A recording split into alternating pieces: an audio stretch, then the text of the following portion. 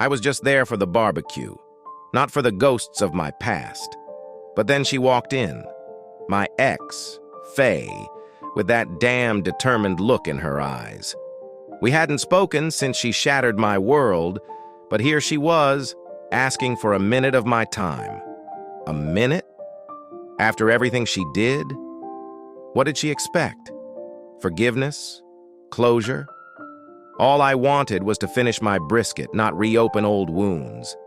But the universe had other plans. Plans that led to a night with more questions than answers, and a woman who made me forget, even if just for a moment, that love could be anything other than a cruel joke.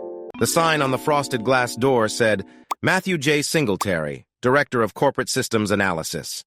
That's me, Matt, to my friends. I'm almost 6 feet tall, a bit heavy, with blue eyes. I'm confident and respected in my job. At 29, I thought I was the only one with that job title in the whole business world. When people asked me what it meant, I would shrug. No one had ever explained it to me. What I knew was what I did. If the business world was like an old cowboy story, I was the helpful cowboy who came to make things better for everyone. My boss, Mr. Donaldson, used me like a consultant. He sent me to different parts of his business, and I could check everything from top to bottom. I had the power to make quick changes. For big problems, like suggesting that a high-level worker be replaced, I would send my ideas to Mr. Donaldson.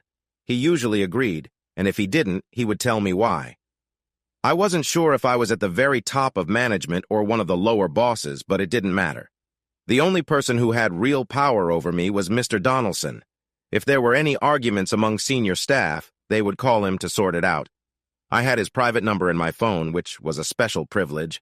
I had special skills that helped me find problems and fix issues that cost Mr. Donaldson money. I used these skills every day. I was really good at my job, and people knew not to lie to me, as I could spot dishonesty quickly. My work life was great, but my personal life wasn't as strong. It was the day after Independence Day. I was packing my briefcase with everything I needed. It was only 10:30 a.m. on Friday, but the office was getting ready for the weekend because Mr. Cummings had just said we could all go home early. He mentioned that many businesses we worked with were closed. He thought it wouldn't make sense to keep the office open when no one could get anything done.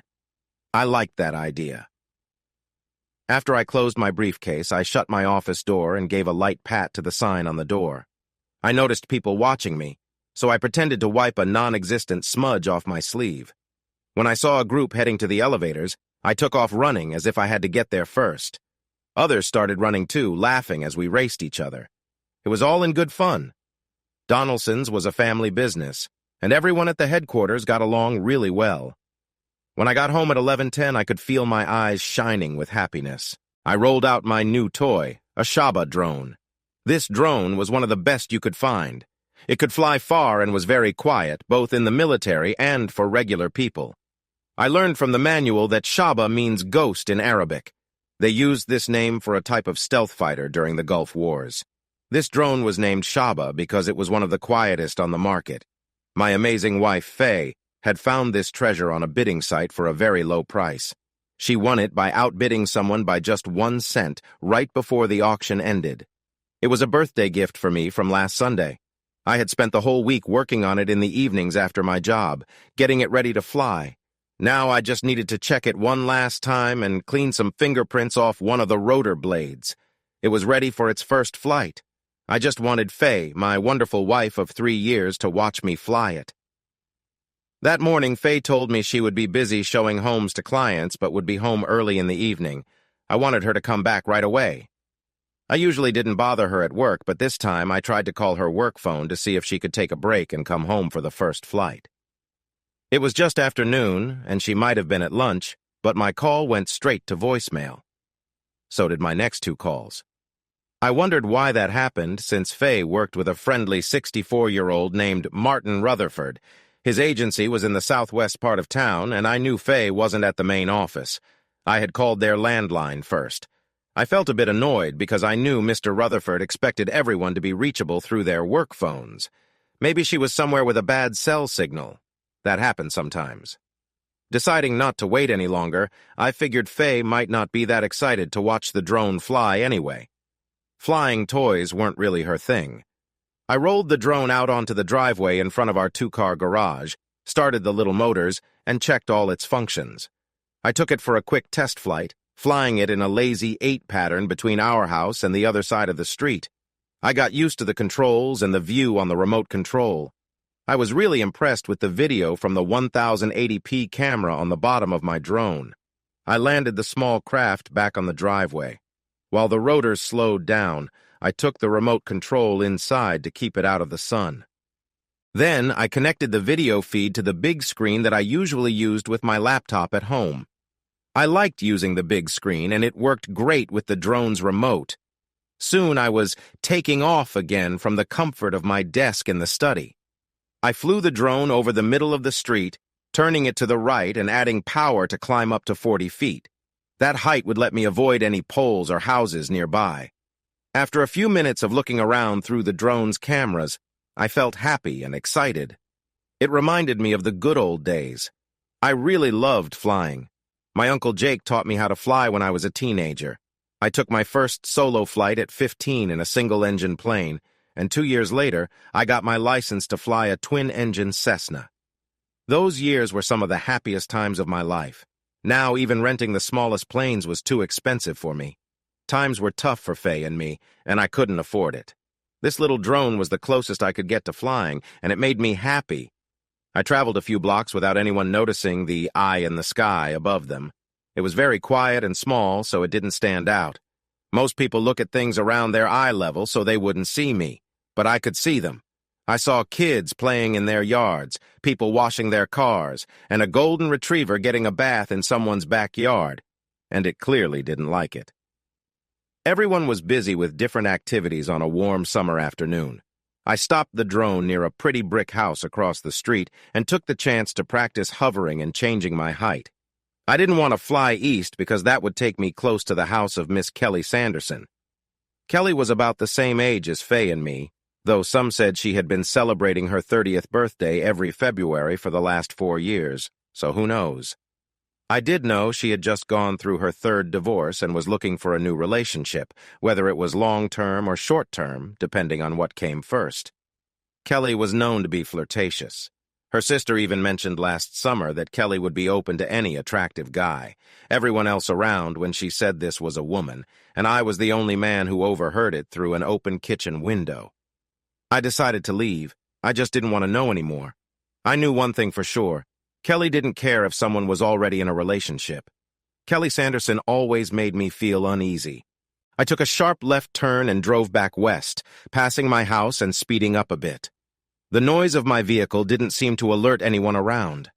I continued west on the Shaba, going across several small streets until I reached the edge of our neighborhood. Then I slowed down to a quiet crawl. All the houses in our area looked pretty much the same.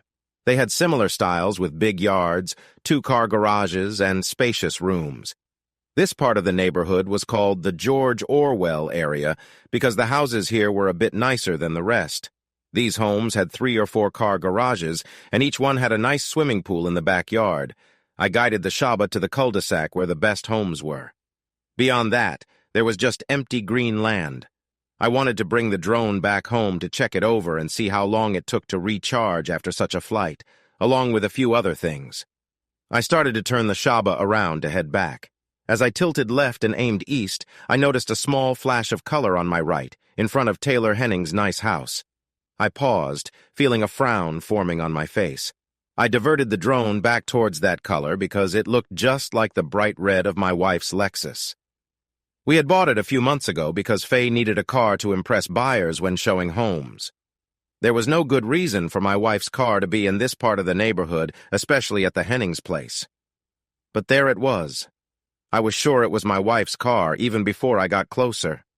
Soon I was able to see the license plate clearly by tilting the drone's camera forward and zooming in from about 20 yards away. It was definitely Faye's Lexus. What the? I whispered to myself. I didn't like this at all. I felt a knot in my stomach as my mind raced. Something was off here, and I had a terrible feeling about what it might be. Then, I noticed some movement in the Hennings' backyard and turned the Shaba to look. I lowered the drone slowly, checking all around to avoid hitting any buildings, power lines, or anything else. When I was sure there was nothing in my way, I started to go down and move in closer.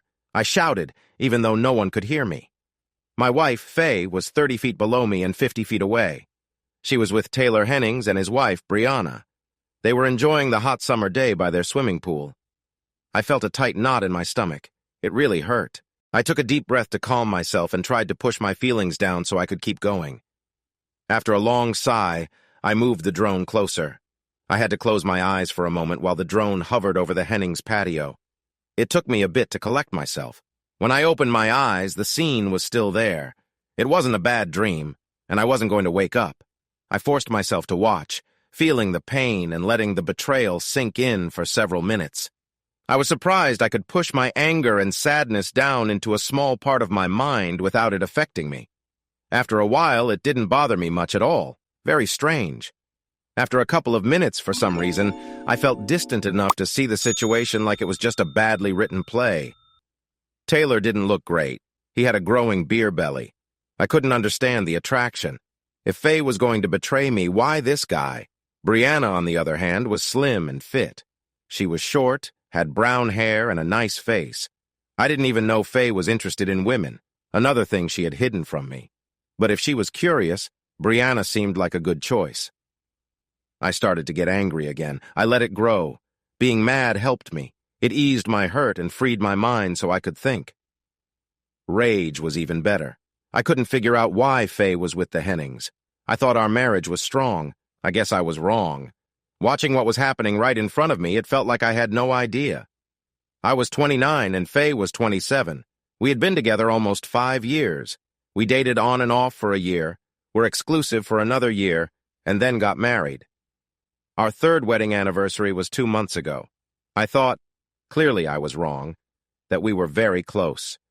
We were together several times a week and even more on weekends. We made sure our bond was strong. We hadn't fought about anything. I was sure I hadn't pushed her away by being distant or uncaring. At least that's what I thought. I couldn't understand why all of this was happening. My jaw was clenched tight. I tried hard to calm my racing thoughts. I made decisions all the time in my job, and now it was time to decide something here, right now.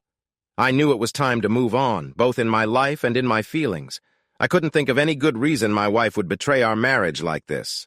Unless she was forced, and from what I could see, she wasn't. I didn't think I would ever forgive Faye or the Hennings. I thought about it more, checking my thoughts and my determination. I couldn't find anything that would change my mind about the end of my marriage. Taking a deep breath, I took the first step on my new path without Faye. First, I wanted them to know that they would face the consequences for ruining my life. I made sure everything was being recorded by the drone. It had clear, bright footage. I could slow it down, take still pictures, anything I could want for my divorce. I wasn't stupid. I knew things weren't going to go well for me money-wise. A friend of mine had just been divorced, and I had listened to him talk many times about it. Cheating doesn't matter in divorce court these days. No one takes personal responsibility anymore, including in marriage. Everything was no fault. Our society had moved on from judging people for breaking their vows. Aren't we so much better now? But a courtroom isn't the only place a divorce story unfolds. I felt like everyone should know why my marriage ended and who was to blame, so I gathered whatever proof I could find. The drone flew closer, getting lower until it was only a few feet above the ground. I turned the camera to get a better angle and adjusted my distance from them until they filled the screen. I could see them clearly now. They couldn't hear the drone, not until it got really close, because they were too focused on each other. They weren't expecting someone to record them. I didn't think about rules or if I had the right to film this. I didn't care. I would deal with any problems later. Suddenly, Brianna opened her eyes and looked up at the drone. To her, it probably looked like a giant bug hovering nearby. Just for fun, I made the drone move up and down a little. Brianna's jaw dropped in surprise. My wife, Faye, turned to see what was happening. There. That was the shot I needed. A clear view of Faye's face. Her mouth opened wide and both women looked surprised, though I couldn't hear anything. I wish the drone could make sounds, but that didn't matter much right now. Brianna's body shook as she tried to escape from the drone. She caught her ankle on the edge of the chair and fell into the pool. Faye was taken by surprise when the chair moved suddenly. My soon-to-be ex-wife ended up falling into the pool with her mouth wide open, clearly still shouting. Taylor Henning tried to get up to see what was happening, but he didn't stand up all the way. When he saw the drone close to him, he tried to run and dive away, but he couldn't manage it. Instead, he hopped closer to the edge of the pool. His right foot slipped off the edge and into the water, causing him to fall. He landed hard on the concrete, with one leg in the water and the other stretched out. He looked like he was in a lot of pain, and I couldn't help but laugh at that. Maybe this was what people called karma.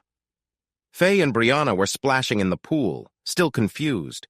Their wide eyes showed they weren't figuring things out at all. They were in a panic. "Forget you," I said, moving my hand dismissively, though they couldn't see me. I flew the drone up higher and moved it around the pool a few times. I hoped it looked scary. The control unit warned me the battery was dying, so I moved the drone back over the patio. I powered it up, flew as high as I could, flipped it upside down, and dove down as fast as the drone could go. The screen lit up brightly for a moment, and then went dark. I wished the drone had broken, but I didn't think it would. Still, it was nice to dream. I stared at the dark screen for a bit and scoffed at my cheating wife, her friends, and everything else going wrong in my life. I looked at the clock. My world fell apart at 12:38 p.m. on Friday, July 5th. Happy holiday to me. I didn't know what would happen to my marriage now, and honestly, I didn't care much. To my surprise, it took almost an hour for my wife to come home from just a few blocks away. We had lived in this house together for the last 18 months since we bought it. I remembered how hard we worked to save enough money for the down payment. The mortgage was tough to manage too, but Faye really wanted the house to show we were moving up in our city. When we moved in, she was so happy.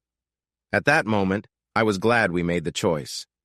Then she needed a new car to drive future buyers around. It was a fancy car that cost $60,000. Looking back, Faye got the house she wanted while I used an old, slow desktop computer until my job gave me a laptop. She got a shiny new car, and I got a toy that someone else didn't want anymore. Now, Faye was out living her life, and I was at home wondering what happened to mine. While I waited for her to come back, I watched the video I made of the three of them. I even put together a collection of highlights. I thought a highlight reel might be useful someday. When Faye came in, she looked very upset. Her hair was still damp and messy. She wore the pantsuit from work, but it had wet spots all over. It seemed like she had broken a heel because she had one shoe on and was holding the other, which was broken. "What are you doing?" she shouted, her voice full of frustration. Her face was red, and she looked very angry. It seemed she understood what the broken drone on the Hennings' patio meant. Since I sent the drone crashing down, I had begun to question things myself. I watched her as she walked toward me. She seemed to be using a method I often used when talking to my bosses. Faye had learned that a strong approach could help in tough situations. I let a slight smile appear on my face for a moment, which only seemed to make her angrier. "You could have caused an accident with that thing," she yelled, getting louder. I just kept watching her. I couldn't see the woman I married in the person standing in front of me. Usually, Faye was a pretty woman, 5 feet 4 inches tall, with shoulder-length brown hair framing her heart-shaped face. The features I once found sweet were now covered by a mask of rage. "What is wrong with you?" she asked, disbelief clear in her voice. I wasn't sure what I expected from her. Maybe some understanding? But it didn't seem that way. I decided it was time to speak up, too. "Why are you acting like this?" I replied, my voice strong. She definitely heard me. My tone got her attention. "Go upstairs and clean yourself up right now," I said before she could answer. "And make sure you do a good job." There weren't any marks on her face, but my words seemed to quiet her quickly. Maybe it touched a small part of her guilty conscience? Could she really feel any shame? She turned away and slowly made her way upstairs with one high heel still on. I didn't understand why she hadn't taken both shoes off before. "And Faye," I called to her in a softer voice, "when you come back down, please be respectful. You've already hurt our marriage today, and I won't accept any more arguments. Do you understand?" She didn't reply or even nod, but she went upstairs quietly. A little later, I heard the shower turn on in our bedroom. Faye came back down in about 15 minutes, quicker than I expected. Maybe she wanted to get this over with. But I didn't think she would apologize. If she was going to, she would have taken longer in the shower. I knew her well. My Faye doesn't like admitting she's wrong. It could take her twice as long to swallow her pride. When she came into the room, she wore one of my old long-sleeve sweatshirts, blue jeans, and sneakers. She was trying to dress more modestly to help me forget what I had seen before. "Why don't you sit down?" I asked her nicely from the living room. I pointed to the couch in front of the coffee table. I was sitting in my chair with my feet flat on the floor. She took off her sneakers, sat down, and tucked her bare feet under her. She opened her mouth as if to speak, but I stopped her. "I'd like to understand a couple of things, if that's okay," I said. "First, why did you choose to betray our marriage?" Faye pulled back into the couch. "I'm sorry," I quickly added. "I let my feelings get ahead of me. I'll try to keep my voice down." I took a deep breath and let it out slowly. "If you could, please," I said in a very polite way. "Can you tell me why you decided to ruin our marriage by being unfaithful? And if you don't mind, how long has this been going on?" "Matt, honey," Faye spoke softly. "I am really sorry you had to see that at the Hennings." I picked up on her words. In my job, I often analyze what people say. "You're sorry I saw it," I responded. "But you're not sorry you did it, is that right?" I interrupted her. Faye's lips tightened. "Sweetheart," she began, avoiding my question. She stuck to her earlier point. "We don't have to let this ruin us. We can get through this. I should have talked to you before. I understand that now." She leaned forward on the couch. "Listen, Matt, we weren't inexperienced when we got married, and neither were you. We both know that. I haven't done anything new, mostly with you, okay?" She stopped talking and watched me closely for my reaction. "Look, we just need to make some changes and everything will be fine." She stared at me. I clenched my teeth and stayed silent. Honestly, I was confused about where she was going with this. There was still no sign she was sorry, just that she regretted getting caught. I motioned for her to continue. "And I'm not someone who doesn't respect a relationship," she said, clearly upset by what I had said before. "Don't you dare call me that." I remained quiet. "We were. It was just a mistake and," she said. "This is so frustrating," I interrupted, slamming my hand down on my knee. I shook my head in disappointment. "I learned that people in this kind of situation have lots of websites to support each other," I told her, mostly to myself. "Apparently, it was just a mistake is one of the most common excuses," I went on. "I was hoping for something better than that. The most usual line is," I used my fingers to make air quotes, "It's not what it looks like, honey," or something like that. "Come on, Faye. Can't you be a bit more creative?" Faye's face grew tight. "It was just a mistake," she replied firmly. "That's all it was. Just something that happened in the afternoon, that's all." "Something that just happened," I shot back. "I must have misunderstood. Well, great," I said sarcastically. "I should have known better, huh?" I was pretty sure the smile on my face was more of a grimace. I leaned forward in my chair. "Hey, you know what?" I said in a low voice. "I like having fun. Why wasn't I part of this, event?" Faye looked down, showing a bit of regret for the first time. It was minimal, and it didn't last long, but maybe there was some hope. "We were going to include you," she mumbled. "Oh? Include you. Include you," I repeated. "What does that mean, Faye?" I asked mockingly. "Does that mean you three cool kids were going to let me join your secret club when I earned it?" I asked with sarcasm. She didn't reply right away, so I jumped in again. "That's nonsense," I snapped. "You never meant for me to find out. This include me story is just something you came up with after you got caught." Faye closed her eyes for a moment. "Okay," she said softly, opening her eyes but looking away from me. "You're right. We just didn't think. We should have included you from the start." "No!" I cut her off. She still wasn't getting it. "What you should have done is ask me if we, Mr. and Mrs. Singletary, as a married couple, should think about changing our commitments. Isn't that what you should have done, Faye?" I said. "How could you say that?" She shot back at me, her face turning red with anger. "Okay, yes, I should have done that. I messed up. I'm sorry." "Yes, you messed up," I agreed. "You chose to break our marriage vows without asking me. Can you explain why I didn't get a say in this? You decided for both of us? What were you thinking, Faye?" Listen, it's not too late, Faye said earnestly, ignoring what I had just asked. I realize now I should have talked to you first. If I had, we could have been honest with each other. But we can't change the past, right? We can't go back and fix it. I shrugged, unsure. Just for conversation, how come you didn't think to talk to me before? What made you feel it was okay to make such a big decision without me? She waved her hands, looking lost. It seemed she didn't have an answer and hadn't thought she needed one. How strange. Ugh, I groaned, taking a deep breath and letting it out. Let me try asking in another way. I'm really trying to understand, I said. Why didn't you bother to ask me if I wanted to be part of this? You said it was just 3 people having fun, right? I like to have fun, just like anyone else, I continued. Why didn't you think I might like to have fun too? Maybe you could have talked me into it if you explained how it might be good for our marriage. Brianna is quite attractive. She's like one of those trophy wives we hear about. I'm just curious, dear wife. Why didn't you invite me into this from the beginning? Why didn't you think my opinion mattered when you were planning all this? I paused. Why? I don't know, Faye said, looking down. I don't remember.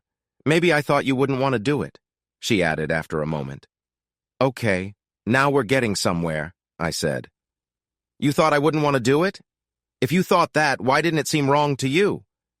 She didn't answer. I could see her frustration on her face. Faye didn't want to talk about some things, especially right and wrong. So I decided to bring up something I had mentioned before. I'm just an old-fashioned guy, and you all are the fun ones. You know how to enjoy life, and you're the smart ones, too. You get to do things that people like me can't do, right? That's not true, Faye said quickly. I just didn't think you would. She kept getting hung up on that.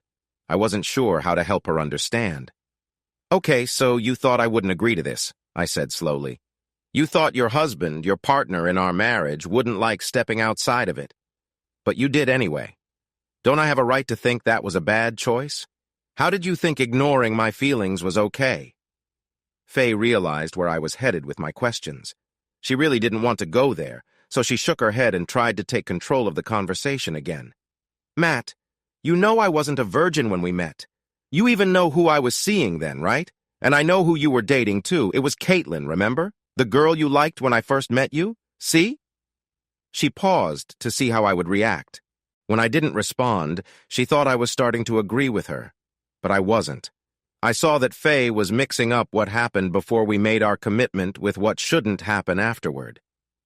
Matt, I know you aren't very strict or anything. You can't be upset about what I did with Brianna, right? And what Taylor did? It wasn't anything you haven't done many times before, right? So, I stopped her, raising my hand firmly. No, Faye. It's not about the act itself. It's that you were doing something you shouldn't have done. She didn't like that. She tried to fix things. But, wait, Matt.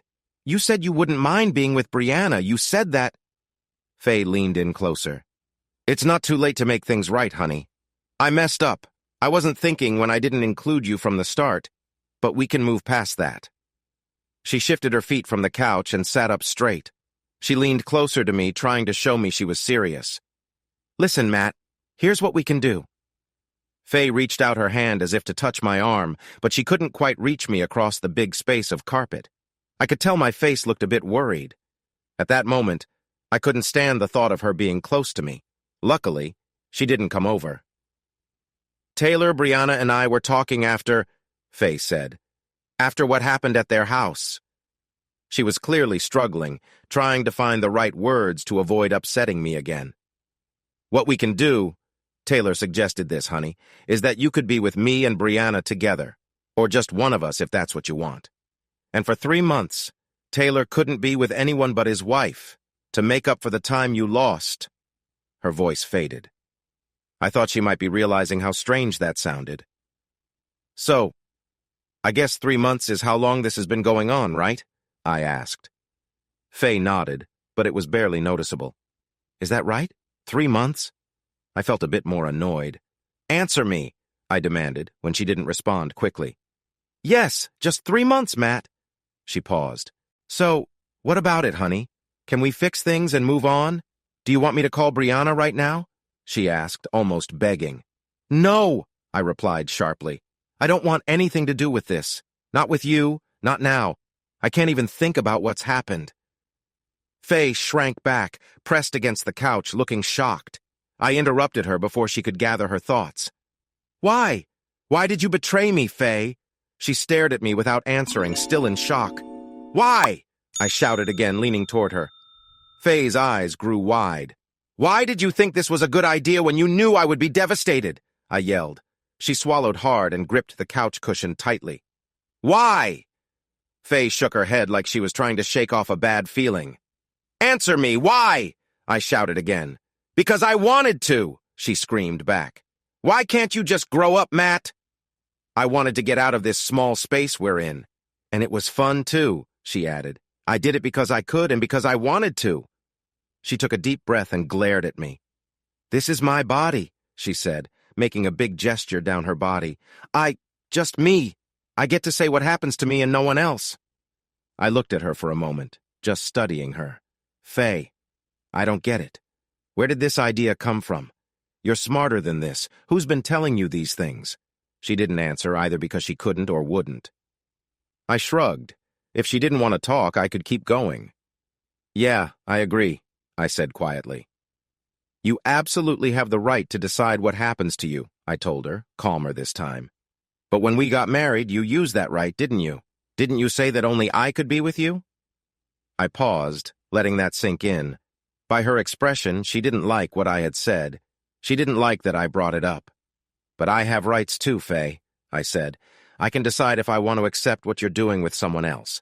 I will use that right when I think about our marriage. I paused, hoping she might say something. She did not.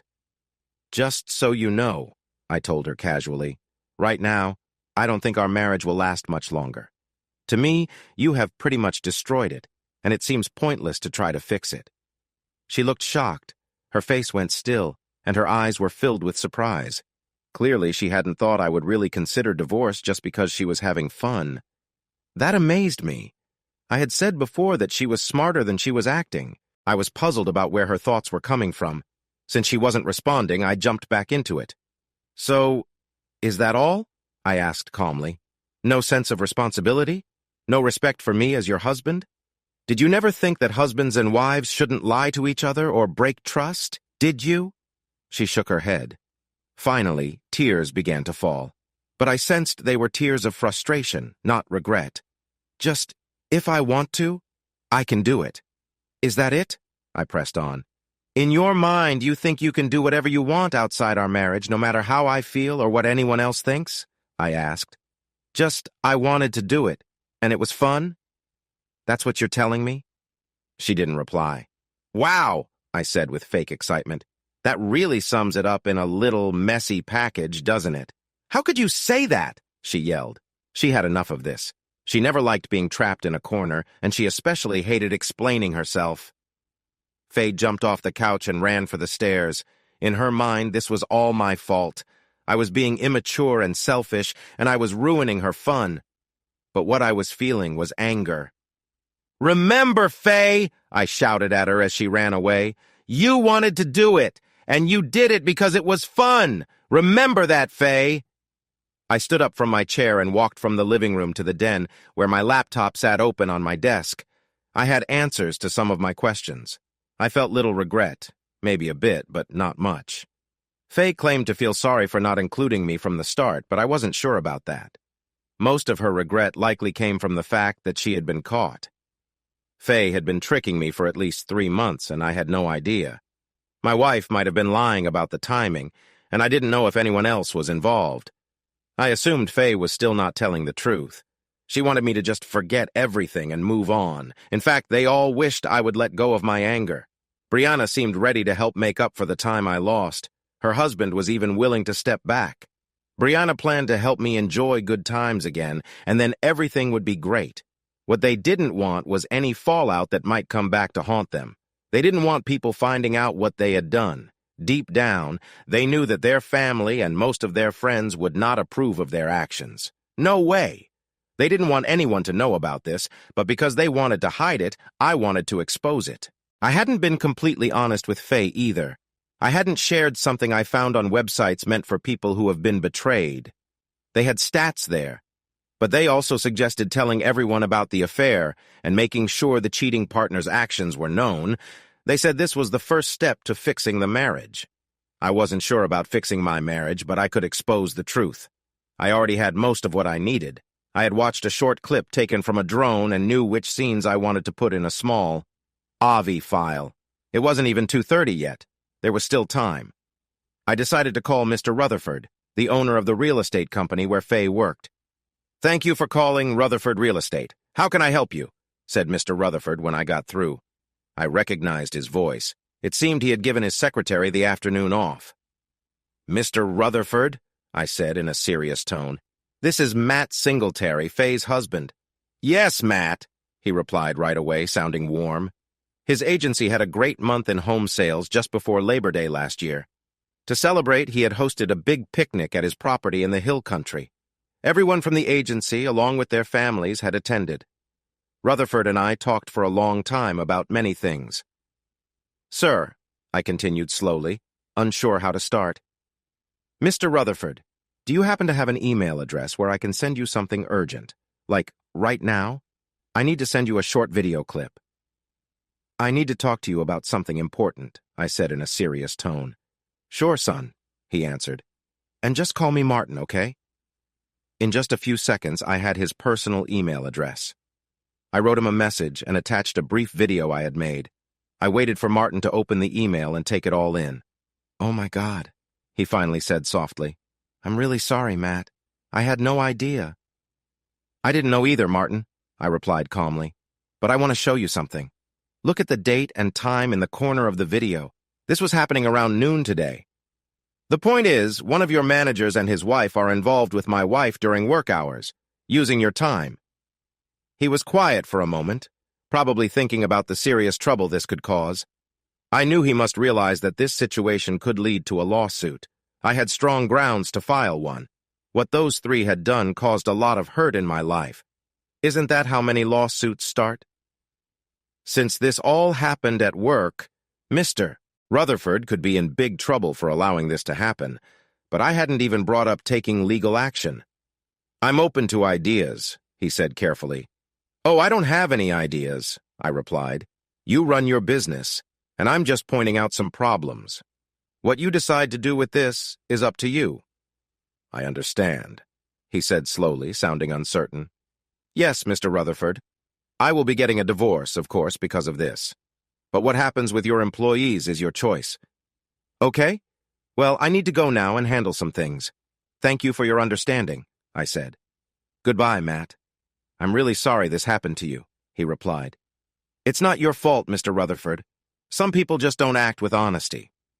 Goodbye." I ended the call and moved on to my next task. I created a group text including all of Faye's family, her siblings, parents, friends whose numbers I had, and neighbors who shared their phone numbers with us. I sent the same video to this group. Then I waited. Soon, everyone would know what had happened, and the lives of those three would change a lot. Faye slowly came downstairs, holding onto the railing for support. I figured she was hoping to talk to me again. "Sweetheart," she started, "you're making too much of this. Listen, we're both adults. This won't ruin our marriage. I love you, okay? You know that. I would never mean to hurt you. I just mixed things up. I see now I should have talked to you from the start. I'm really sorry, and I want to make things right with you." I sat back in my chair and waited. I didn't really listen to what she said. Nothing she could say would change things now. Then the phone in the kitchen rang loudly. Faye glanced at the phone but didn't move to answer it. "You should get that," I said flatly. "I think it's for you." Faye stepped into the kitchen doorway, picked up the phone, and held it to her ear. "Oh, hi, Dad. I can't talk right now. Can I call you?" I thought Mr. Rutherford would call first, but her dad was quicker. I could hear his voice from where I sat. "What are you doing, Faye Ann?" he shouted. "What's this video of you doing something wrong in public?" It wasn't a video, but Faye's dad had different ideas about things. Faye turned to me, looking shocked. She seemed to hold her breath for a moment. I felt like Faye's whole world was falling apart. "Remember what you said, Faye?" I asked her, loud enough for her to hear. You did what you did because you could, and because it was fun, right? She just stared at me. She was listening to her dad, but didn't seem to understand a word. Well, honey, I said, I did this just like you said. I did it because I could, and I have to admit, it was quite an experience. I said that last part just to get under her skin, but I wasn't feeling kind. The phone her dad gave her started to ring the Star Wars theme and danced on the coffee table. I picked it up, pressed the button to answer, and walked over to her. Here, this is for you, I said. She took it slowly, still listening to her dad blame her from the phone in her other hand. Old man Rutherford was not happy. Faye had the phone to her ear, but I could hear her boss clearly.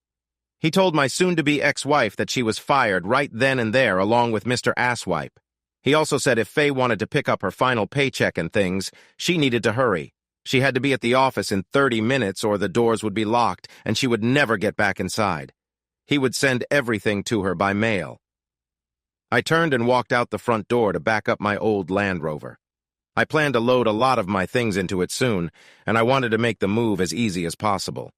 I didn't care about the deep tracks the big tires would leave in the grass between the driveway and the porch. I didn't live there anymore, so the yard was not my worry. A few minutes later, Faye burst out of the front door, shouting, "You!" as loud as she could. She said it several times before getting into her car, starting it, and driving off quickly. I rolled my eyes. Actually, my parents were married for 3 years before I was born. I was definitely not a mistake, but I didn't care about her opinions anymore. My phone beeped once, then a few more times quickly after. Since I had sent a video to a lot of people in a group text, their replies and comments came to everyone, including me. A quick look at the messages showed that Faye was being called out by her older brother and all her sisters, as well as other family, friends, and neighbors. I packed all my clothes and some personal things. They made a sad little pile that fit easily into the Land Rover. On my last trip through the house to check if I had forgotten anything, I put on a belly band to hold my gun, checked the Glock Model 38 I usually carried, and tucked it under my shirt. The house felt strange now. From now on, I would carry it with me. When I was done, I called my mom and dad to give them a quick update about the day. I asked if I could stay with them for a while. Their only question was whether I would make it in time for dinner or if they should keep something warm for me. It was nice to know there was still someone I could count on in the world. Looking back at that day and the week that followed, I was surprised at how quickly things went from normal to a big problem. With Faye not caring at all, even thinking about fixing the marriage was not an option. I did not waste time debating what I should do. Being able to think on my feet and find quick solutions was one of my best skills at my job. While others wanted to discuss problems for a long time and have meetings about every little detail, I made decisions and acted on them. Most of the time, my choices worked out fine. Sometimes, looking back, they weren't the perfect answer. But whatever I decided was always better than waiting around too long. It often saved the company time and money, which would have been lost in trying to find the best answer. Faye thought I was overreacting to the situation. She believed she could make decisions about our marriage without asking me or thinking about how it would affect us. That really upset me. I didn't take a moment to think about the best way to act. I went with my gut feelings. Right or wrong, I did what seemed right to me.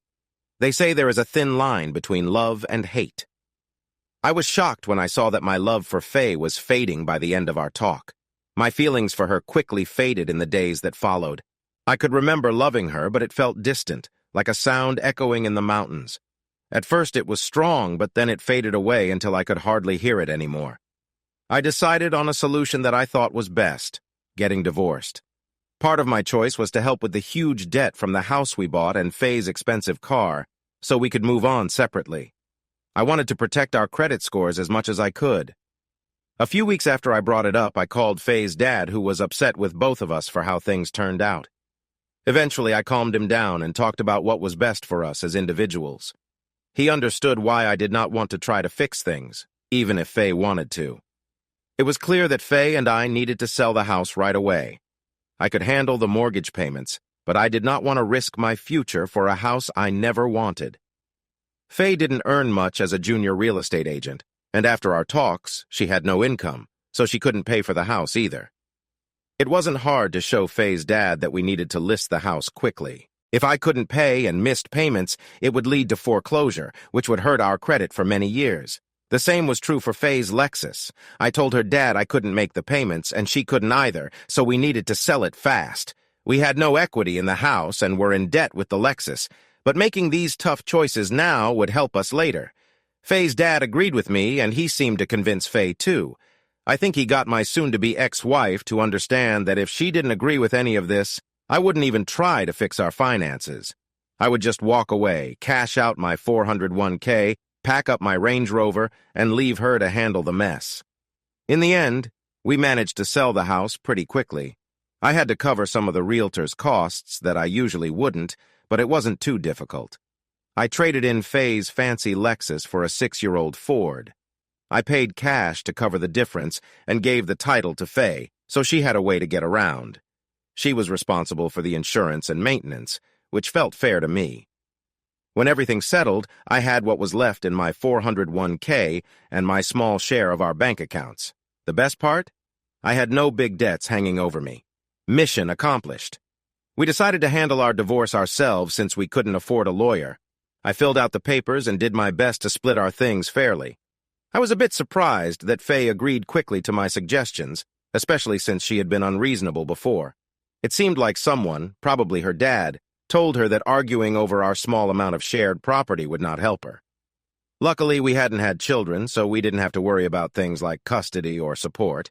We didn't have to talk about spousal support either because we hadn't been married long enough for that. The DIY divorce cost just a couple $100, and the waiting period was very short. So 4 months, a week, and a few days after I found her with someone else, the divorce was final. I packed away all my feelings and memories from the broken marriage, locked them behind a door in my mind labeled Faye, do not open, and moved on to the next part of my life.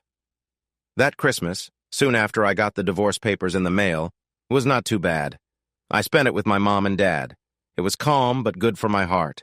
We exchanged gifts, had a huge turkey dinner, and later that evening we visited some friends and a few distant relatives. A week into the new year, I quit my job with Reese Donaldson. It was a good job where I was treated well and respected. Mr. Donaldson thought I had a new job lined up and offered me a great salary to stay, but I had to say no. I told him I wasn't being recruited by anyone. I had just lost interest in business and wanted to try something new. He understood, even if it was reluctantly, and threw a wonderful farewell party for me. He said if I ever changed my mind, I should give him a call before I went somewhere else. By Valentine's Day, I was without a job, unsure about my future, but feeling pretty good about myself and life overall. I sat at Mom's kitchen table watching my dad carve a mountain lion from a piece of wood while Mom cooked dinner. Dad was great at wood carving, and Mom could have been a chef if she wanted to. They both meant a lot to me. Dad wasn't my real father. He was Uncle Tom, my father's younger brother, and my mom was his wife, Leah. They took me in after my parents died in a car accident when I was 9 years old.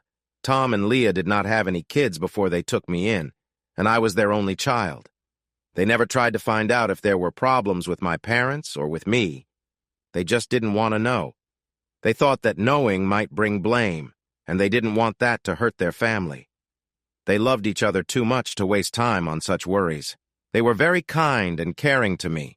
With their love, they helped me get through the loss of my parents. It was hard, but eventually I felt better. My new dad, Uncle Tom, was already known as a strong sheriff when I came to live with them. He worked hard to get rid of gangs and drug dealers in his county, along with dealing with other troubles people cause each other. He was sheriff for a bit over 21 years when he retired.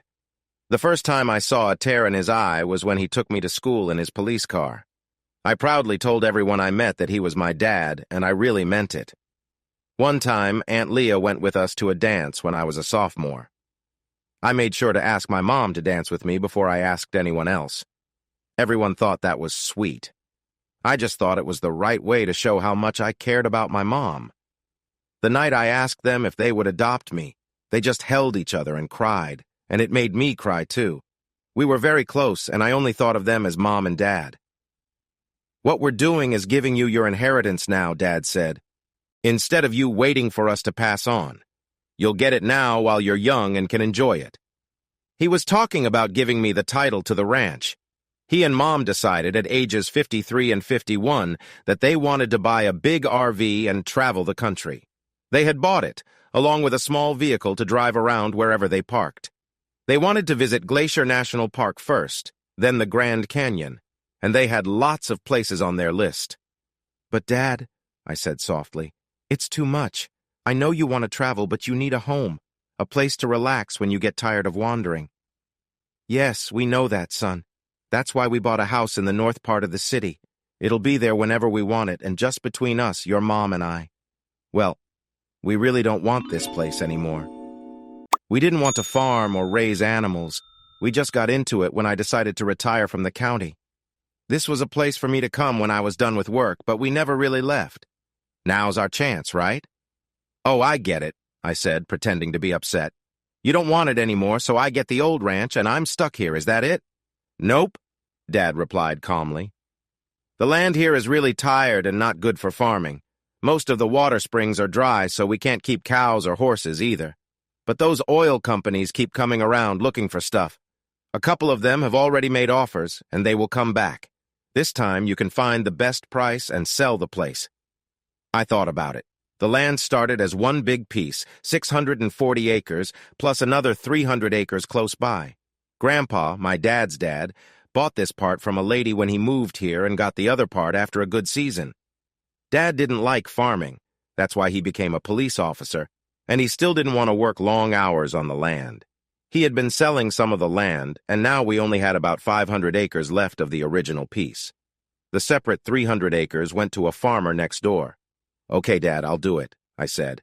"But it's a lot to handle. How about I take it, sell everything off, and then we split the money 3 ways, you, me, and Mom. What do you think? How about we do an 80-20 split, and you send us emails twice a week and call us every Sunday?" My mom jumped in, sounding practical. She stepped away from the stove to look at me. I was leaning back in a chair, balancing on its back legs. She came over, wrapped her arms around me, and kissed my forehead. "We love you, son," she said softly. "Please let us help with this." I looked at Dad. He was back to carving and wasn't paying attention to me. He didn't even answer. He didn't need to. Mom was in charge now, and Dad knew I couldn't say no to her. I tried to push back a little. "How about a 50-50 split? I'll text you and email you all the time and call on Sundays, national holidays, and birthdays too," I suggested. "Deal," Mom said quickly. "Now put that chair down on all 4 legs and get cleaned up for dinner," she told me. She looked at Dad. "Tom." Dad had already grabbed his carving tools and was heading out to the garage where he kept his stuff. I had to hurry to wash up and help Mom set the table. That's how it happened. In early April, the year after I caught Faye, I stood on the front porch of Mom and Dad's old home and watched them drive their new home slowly down the gravel road toward the highway 3 miles away. The long RV was about 40 feet and had everything a person could want inside, like a nice shower and a big bed. They were towing a small, colorful camper behind it. This way they could park the RV and explore the pretty places nearby or visit local towns whenever they wanted. When they drove over the hill a mile away and disappeared from view, I sighed and went back to my house, which didn't feel like a home anymore. From the outside, it looked like an old farmhouse built around 1930, worn down from age. Dad, who had worked in law enforcement, wanted to keep it simple so it wouldn't attract trouble. Inside, the house had lots of nice stuff. The living room featured a big TV, more than 70 inches wide, and Dad had set up a great sound system, too. The furniture was big and comfy, and the rest of the house looked just as cozy. At the back of the house, Dad built a large wooden deck with a barbecue grill and smoker made of local stone because he and Mom loved to cook outside. We also had a nice swimming pool, 20 feet by 35 feet, with one end deep enough for diving. Mom was on the swim team when she was young, and she enjoyed swimming as exercise. A few days after they left, I finished counting everything in the house, the farm tools, and the animals. I had 14 horses, 23 buffalo, and 47 longhorn cattle. I also had to check the contents of both barns on the property. I started selling everything I could, but I kept the furniture. The first thing I sold was a big John Deere tractor I put by the gate along the state highway. I got a good price for it, and the farmer who bought it was happy. I thought I could sell the rest in a similar way, and it worked well. The road was busy with people who farmed, so I knew there were buyers out there. The equipment was selling quickly. In May, on a Friday, I got a call on the house phone. I thought it was Mom because it was her turn to check in. "Hello," I said, trying to sound friendly. "How are y'all?" "Good afternoon. Is this Mr. Singletary?" It wasn't Mom. The young woman sounded like she was doing me a favor by letting me talk to her. I remembered a trick my dad used when he was sheriff. I tried to sound simple and used a thick Texas accent. "Yes, ma'am," I replied slowly. "This is Matt Singletary, just me." "Please hold for Mr. Wingate," she said.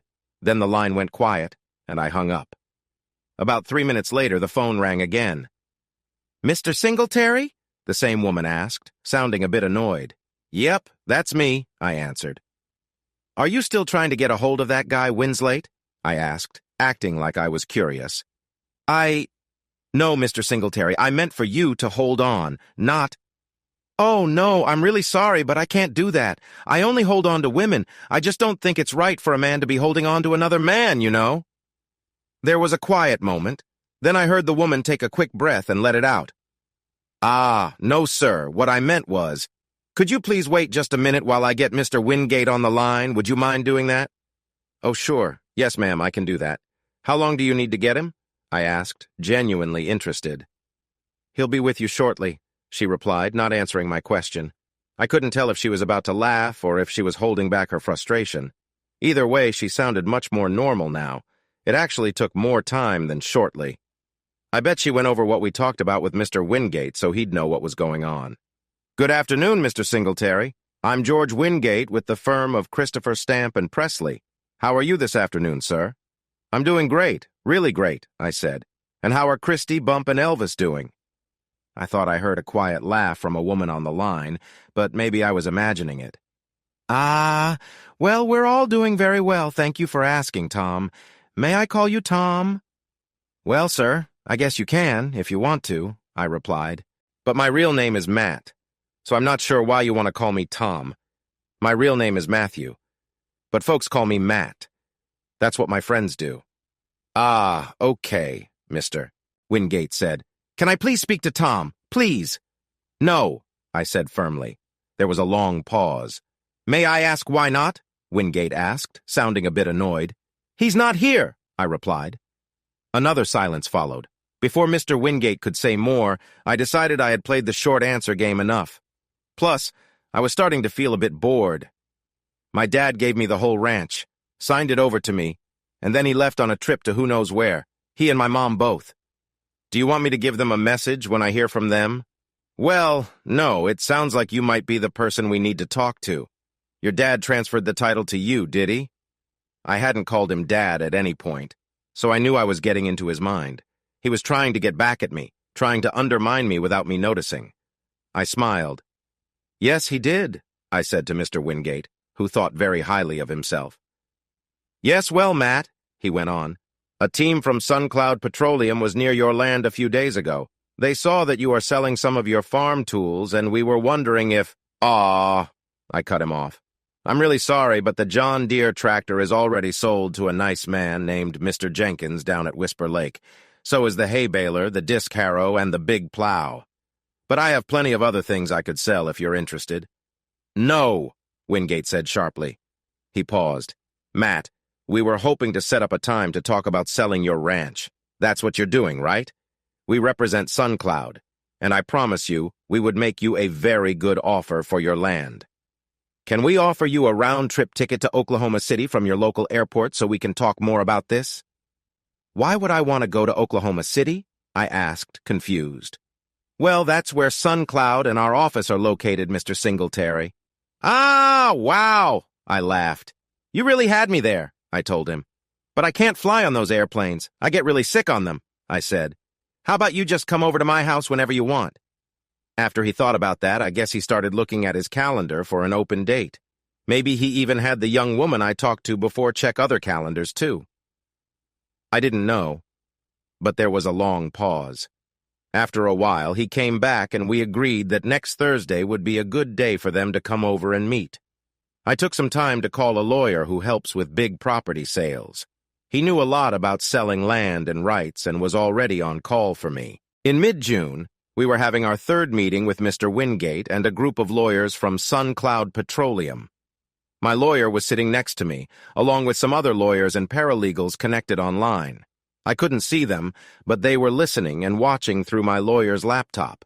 They only spoke to my lawyer through his earbud. I almost called my lawyer Jed Clampett to the group Wingate brought with him, but I thought that might be too much. I also held back from calling the swimming pool outside a cement pond, even though I was really tempted. The meeting was going very well from my side. Through Wingate's law firm, Sun Cloud Petroleum had made better offers in our earlier meetings and phone calls. In their latest call, they made a deal that made my lawyer, Carl Patterson, smile with joy. Although Carl would have happily joined in the celebration, I decided not to. Carl thought the amount they were now ready to pay me was almost the best offer we would get. I agreed, and we arranged this final meeting to sign the papers. Everything was set, and I could tell that Mr. Wingate and his team were relieved to close this deal. "Okay, then," I said playfully, pretending to read the sales documents. Carl had already checked them, and I trusted him completely, so I was just acting. "You all agree I can take 181 days from today to sell all my furniture and other things, right?" "That's right, Matt," Wingate said kindly, and, from his view, patiently. "You actually have 6 months plus 1 day." "Great! Let's get this done," I replied. I dropped the pretend accent, but Wingate did not notice. I picked up the pen that one of Wingate's young assistants offered me, and I signed my name where the young woman pointed in the stack of papers. This took some time. There were 2 copies of everything and many signatures to write in both sets. Sherry Woodward was Wingate's paralegal helping me. She was not only very nice, but I also thought she was much smarter than her boss. Earlier, when she first entered my house, she walked around and looked at everything. I saw her notice all the modern appliances, how nice the place was, and how well kept the hardwood floors were.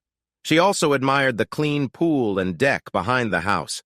When she spotted my framed degree in business management and my MBA on the wall in the living room, she tilted her head in surprise. The nice things she was seeing did not match the silly image I was trying to create for Mr. Wingate. I was pretty sure she wanted to say something to Wingate, but just then, Mr. Wingate firmly told her to get something from his briefcase in the SUV. I didn't catch what it was, but she went to get it right away. He spoke to her in a way that felt very rude, and I knew I wouldn't have liked it if he had spoken to me like that. When she returned, Miss Woodward didn't say anything to Wingate.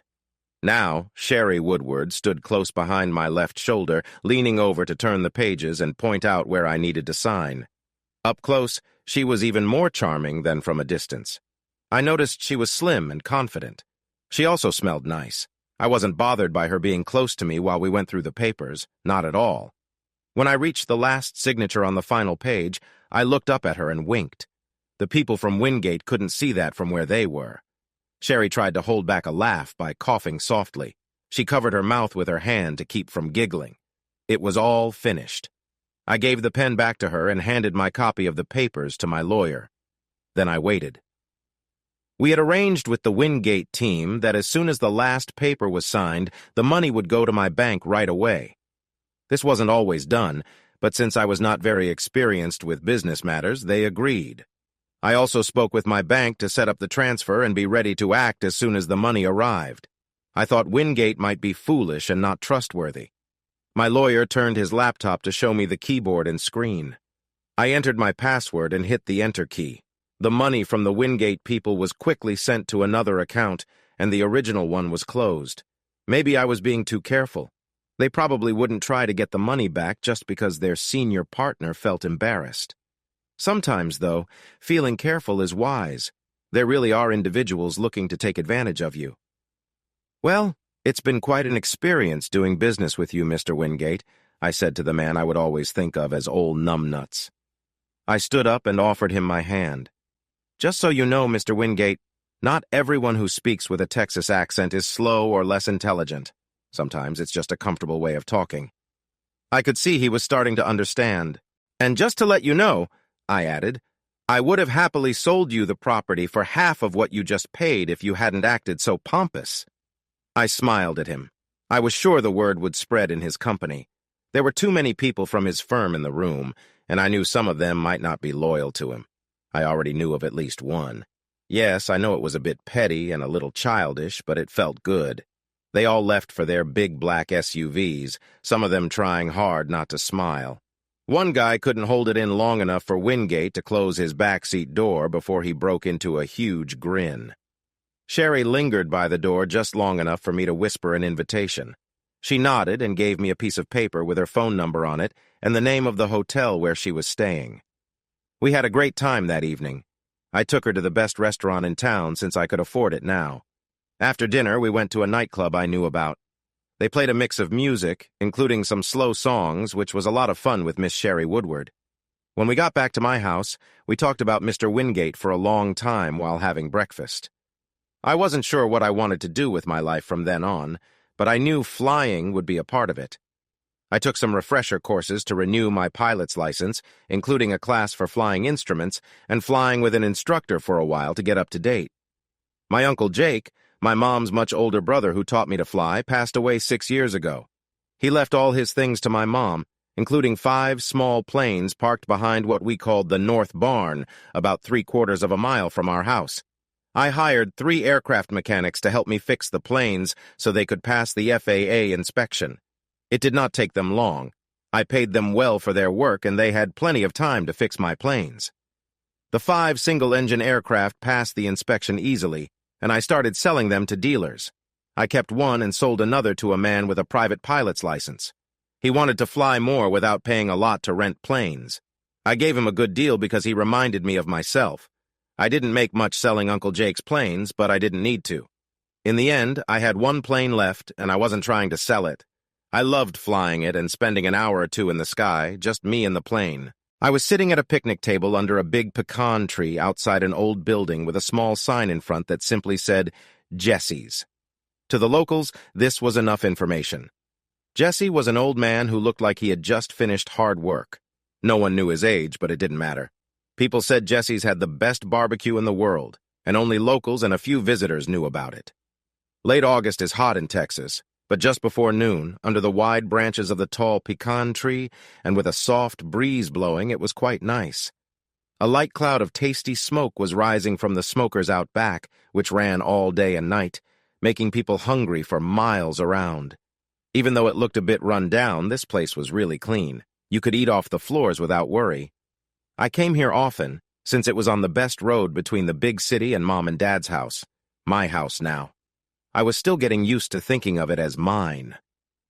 Today I wasn't going anywhere special. I just wanted some tasty Texas brisket, so I borrowed Uncle Jake's old plane, a Cessna 172, to get to Jesse's place. There was a big open area next to his restaurant, and he was okay with me landing there. It wasn't really his land anyway. Outside, there were picnic tables under the trees. I was sitting at one, enjoying a warm day and a great lunch. I was almost done with a giant brisket sandwich, which was oozing barbecue sauce. I was also slowly eating some borracho beans and mustard potato salad. While I ate, I thought about going back inside for a big slice of pecan pie that Jesse made fresh every day. I figured that since I worked hard every day, I could treat myself. A little pie wouldn't hurt, right? That was my plan, and maybe it made sense. I wasn't really paying attention to what was happening around me. I could hear cars passing by on the old 2-lane road to my left, but I wasn't really looking. The heat waves rising off the asphalt made it hard to see clearly. I noticed when a few cars full of young people pulled into the parking lot, but I didn't feel like checking them out, even though I could hear their chatter. I was just over 30, but after all I'd been through, I didn't have much in common with people in their 20s. I kept eating and eyeing Jesse's entrance, dreaming about that brisket melting in my mouth and picturing a slice of pecan pie. Then I heard voices from 2 tables nearby, but I hadn't really been listening until words caught my ear. "Are you really going to sit down with that cowboy over there?" said a voice I didn't know. "What if?" someone else said, sounding surprised. That made me perk up and pay attention. I was wearing an old pair of comfy cargo shorts, a faded blue shirt, and strong hiking boots. I also had a cream-colored Stetson hat on, but that was common in rural Texas. I looked around to see who else might have heard the comment directed at me. "He's my ex-husband," said another voice, quickly cutting off the chatter. I recognized that voice. I turned a bit to my left and saw my ex-wife, Faye, walking confidently towards me. My first thought, which wasn't very nice, was, Oh, no! What does she want? She stopped a couple of feet from my table. I know you probably don't like me, she started. But could I sit down and talk? I put my half-eaten brisket sandwich aside and took off my sunglasses so she could see my eyes. My mom taught me long ago that was polite. I did it without thinking. I don't dislike you, Faye, I said quietly. Her friends were close enough to hear if I spoke too loud, and I didn't want them in our business. I don't like some things you've done, I added, but hating you would take too much time and energy, so no, I don't dislike you at all. I raised my right hand, palm up, pointing to the bench seat beside me. Please sit, I said. Well, I wouldn't blame you if you did, she sighed as she sat down and made herself comfortable. I really lost my way there for a while. I didn't say anything. It was true, but I didn't feel the need to say it again. She was quiet for a moment, then she took off her sunglasses and put them on the table to show me her lovely green eyes. How have you been, Matt? She asked, breaking the silence. I'm doing pretty well, thanks, I replied lightly. And you? I'm good. I'm going to night school. But you know that. Dad says he told you. I'll be starting next semester at UT. I want to be a physician's assistant. That's great, I replied. I'm glad things are going well for you. I didn't know what else to say. I wasn't especially interested in her life anymore. I didn't have to support her. So, Matt, I know I never told you I was sorry for what I did, but I really am. I wouldn't blame you if you disliked me, but I hope one day you can forgive me. I really don't dislike you, Faye, I interrupted. And I've already forgiven you. I took a moment to gather my thoughts. I shrugged. I just don't have the time or energy to hate you. It would eat me up inside, and I don't want that. Life's too short for being upset all the time. Okay. Thank you for that, she said softly. I'm seeing a counselor, she added quietly. I nodded. I think we're making some progress, she said. She's helped me realize that my choices can have big impacts on others, not just me. I nodded again. If I had known how bad things would get, I wouldn't have done what I did, Matt. And I'm really sorry for what I put you through. I frowned when she said that. I shifted uncomfortably on the hard bench. Faye noticed my reaction and picked up on my feelings. What? She asked, a bit annoyed. I'm trying to apologize and show you I'm trying to be better now. I know I shouldn't act like I did before. Faye, I think your counselor might not be helping you much, I said. If that's all she's teaching you, maybe it's just the first step and she still has work to do. I took a moment to think. When you say you wouldn't do something because the results are too severe, it sounds like you're saying the punishment is too harsh so you won't do it again. She looked more upset. I was questioning if she had really changed. But Faye, I said kindly, don't you see? That's a kind of risk analysis, isn't it? You're saying, I won't do this because I don't want to get in serious trouble. Do you get what I mean? I stretched my leg to the side and shifted on the bench. I was about to leave soon. I remember reading that someone said, integrity is doing the right thing when no one is watching. I think, Faye, until you and your counselor get to a point where you don't feel tempted to make bad choices simply because it's wrong, you might give in again someday. You might think the consequences won't be too bad, or that no one is looking, so you won't get caught. Do you understand? She took a deep breath. She still looked annoyed, but maybe she was listening to me. I wasn't sure. For me, I continued, there are temptations every day for everyone, and we all make mistakes.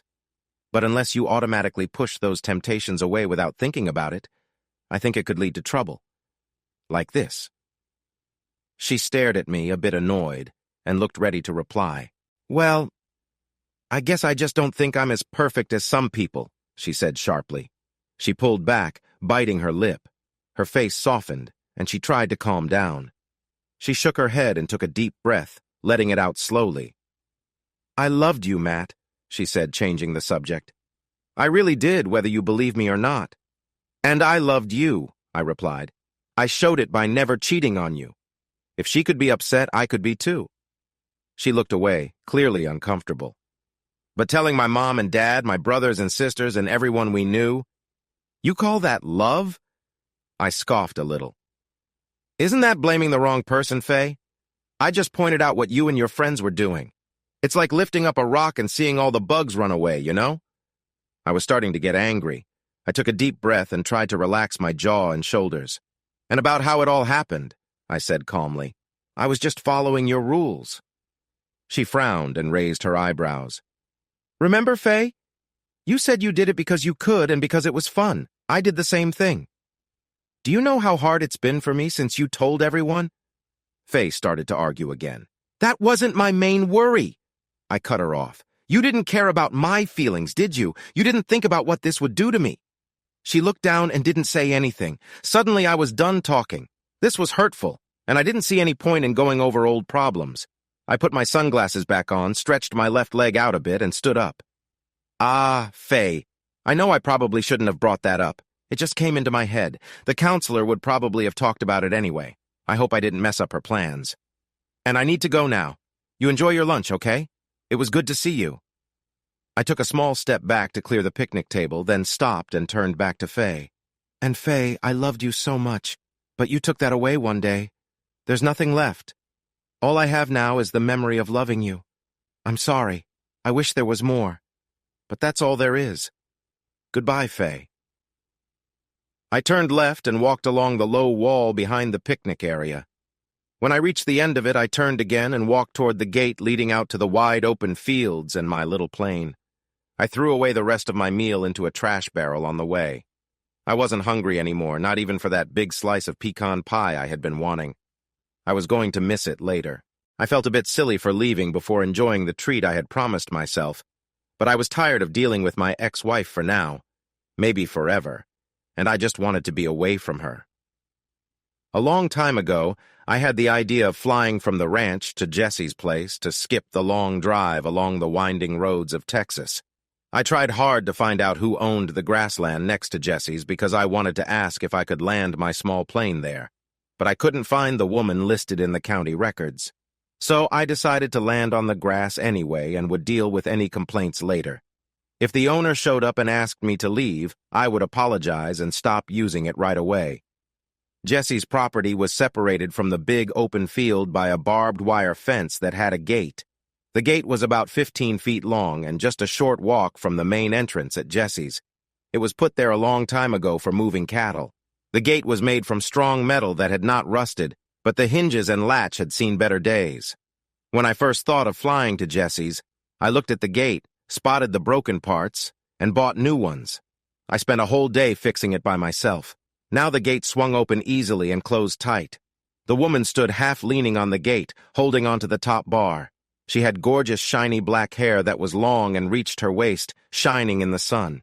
She looked to be about 5 feet 6 inches tall and had a slim build. Her legs were well-shaped, and she had delicate ankles with small feet. They were truly lovely legs. I have always admired strong legs and appreciated what she had. As I got closer, I noticed she had a nice figure, and I couldn't help but smile. The annoying conversation with my ex-wife was quickly fading from my mind. I stepped a couple of yards to her left, not wanting to come up right behind her and make her feel uncomfortable. It's a Cessna. I started to tell her about the plane, but she interrupted me. It's a tiny little airplane, the beautiful woman said in a straightforward way, turning to face me. She pushed her sunglasses down and looked at me with her bright blue eyes that seemed to sparkle with laughter. It is, I replied, smiling back at her. It hardly has a front and back seat and can't fly as fast as the race cars at the track. It flies straight and gets to places faster than a race car, I said to her. I was surprised at how well I was talking. Maybe it was because I was so taken by her. I couldn't stop smiling. She was just as beautiful looking at me as she was when she gazed out at the prairie. I focused on her eyes and tried to stay with our chat. With her black hair and light brown skin, I thought she might have some Mexican roots, but her blue eyes hinted at a different mix. I wanted to know her better and noticed she didn't have a wedding ring. We chatted for a while about the plane, the sky, the barbecue, whatever came to her mind. I felt proud of myself for talking with her and not making any silly mistakes. You're a pilot? She asked. I am, I said. You don't look like a pilot, she replied, looking me up and down. My pilot's uniform is in the cleaners right now, I joked, along with my Superman outfit and my Batman cape. She playfully touched my arm, and I felt a connection growing between us. I really am a pilot, I said. I just flew down from the ranch to get some of Jesse's barbecue, because I've been looking forward to it all week. I grinned. It's good, she agreed, nodding. So, would you like to go for a ride? I asked, brightening up. A ride? She repeated, her voice full of fun. It seemed like she had been expecting this. Maybe we were both thinking the same thing. I knew what I wanted.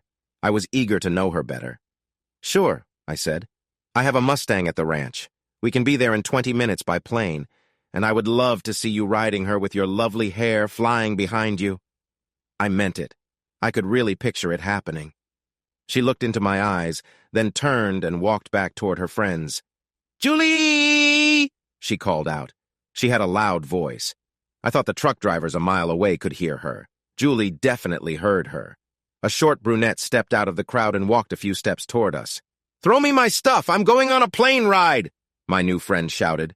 That seemed to mean something to Julie because a leather purse flew through the air, landing a short distance from my possible co-pilot. The brunette had a strong arm. I was impressed. After grabbing the purse, she walked back toward me with it tucked under her arm. She pulled out her phone and started looking at the screen as I watched her. The small cloud of dust from the car hitting the Texas dirt slowly floated away. Stevie? She asked someone on the other end of the line. Mercy. Hey, I'm going on a plane ride with Cowboy. Yeah, a plane ride. And we're going to see his ranch and things, okay? Mercy? I didn't even know their names yet, and I was curious. I had no idea who Stevie was, but I did know who Julie was. The girl with a big arm. That was all. Yeah, I'll be fine. She looked into my eyes. It'll be fun. Yeah, Cowboy is really nice. No, you don't know him. He's... I could tell someone was asking her too many questions about who she was going with. I stepped closer to her and smiled. I liked being near her. She had a nice smell. I pulled my wallet from my pocket, took out my pilot's license, and held it up for her to see. Yes, I know. Hold on, I do know that, yes. Stephanie, stop talking, please, she said, sounding frustrated. Listen, write this down, Mommy. I know you worry about me, but listen, okay? Do you have something to write with? There was a small pause. Mercy rolled her eyes at me and swayed her head while she waited. She took off her sunglasses to read the card I was holding out. Wow.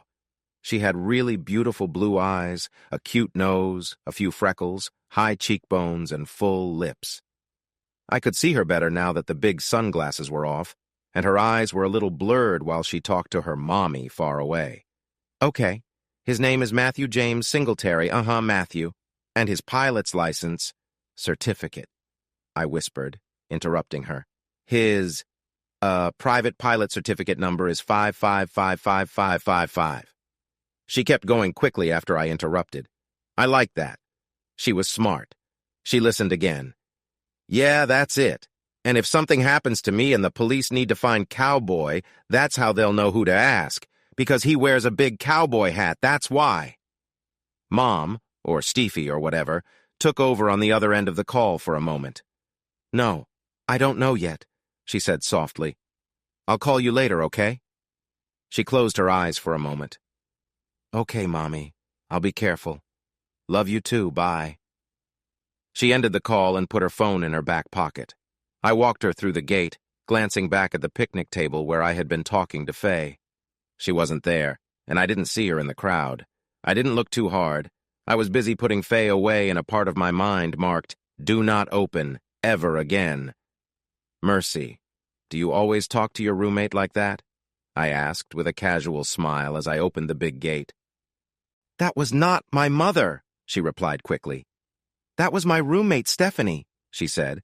Sometimes she acts just like my mom. Well, that means she cares, I replied, locking the gate after she walked through. She calls me Merci, M-E-R-C-I. She heard my real mom call me that once. It's a shorter form of Mercedes, she explained. As we walked to the passenger door of the old Cessna 172 plane, I thought about her name. Mercedes, I said, taking my time with each sound as she climbed into the seat. Can I call you Mercedes instead of Mercy? It's a lovely name and kind of special. It fits you. I closed the cockpit door for her and locked it carefully. She didn't seem to mind, so I thought she liked it. I took away the blocks from the left wheel, tossed them into the luggage area, and shut the door before getting into my seat. I handed her the headset for the passenger side, set it to intercom only, and started the engine.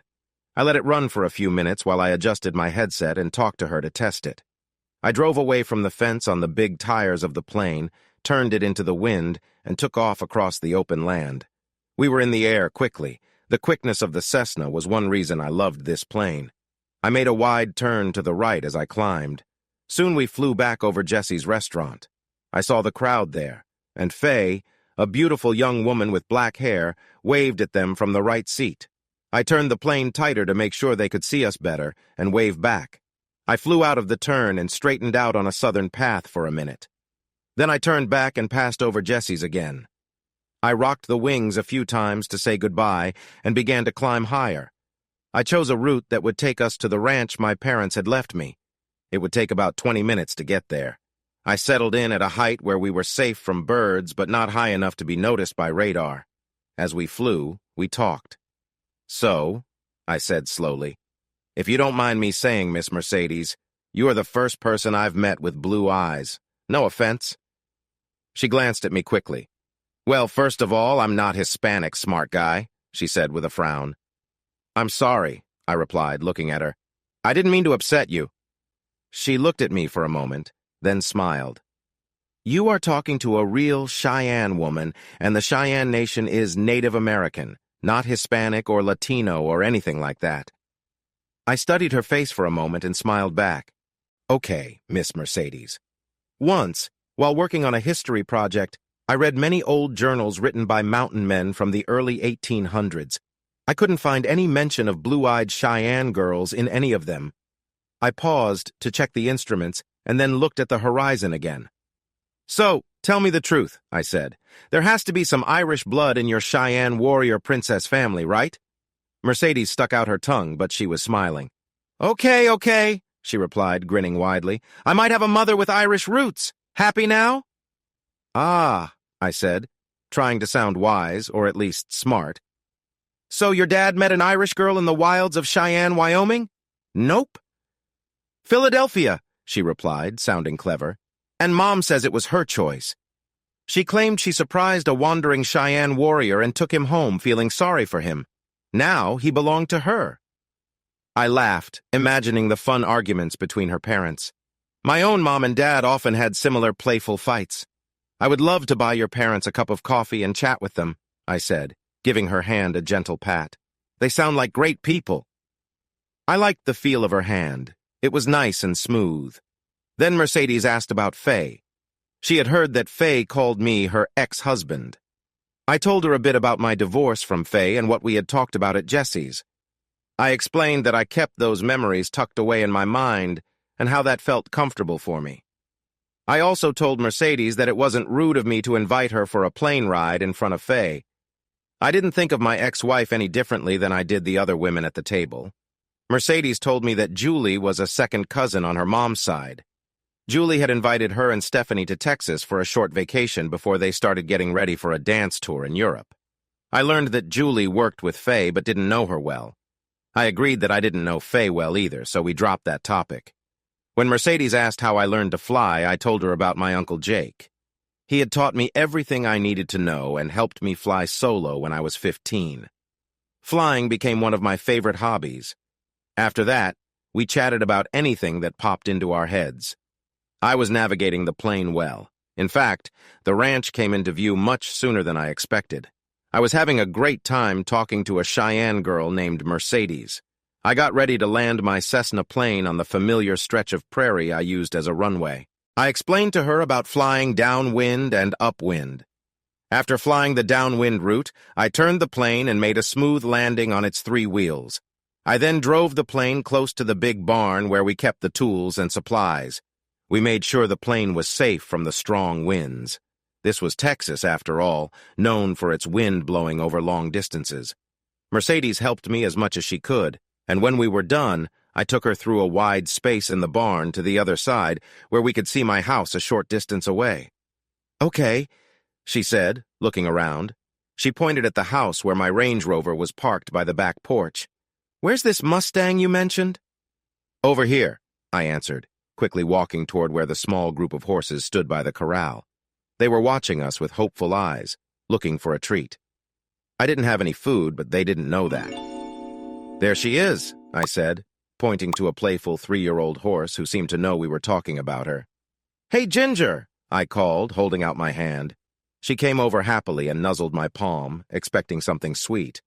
Mercedes, this is Ginger. Ginger, this is Miss Mercedes, our Cheyenne warrior princess. I introduced them. Ginger raised her head and sniffed around. Mercedes was trying to hold back her laughter. What's so funny? I asked, completely puzzled. I checked to make sure everything was okay with my clothes, but nothing seemed off. I thought you said you had a Mustang, she said, giggling. I do, I replied. That's her! She was wild with a small group of horses in Nevada before someone caught her a couple of years ago. I don't know how she got here, but she's a real Mustang. There aren't many of them left. Mercedes laughed again.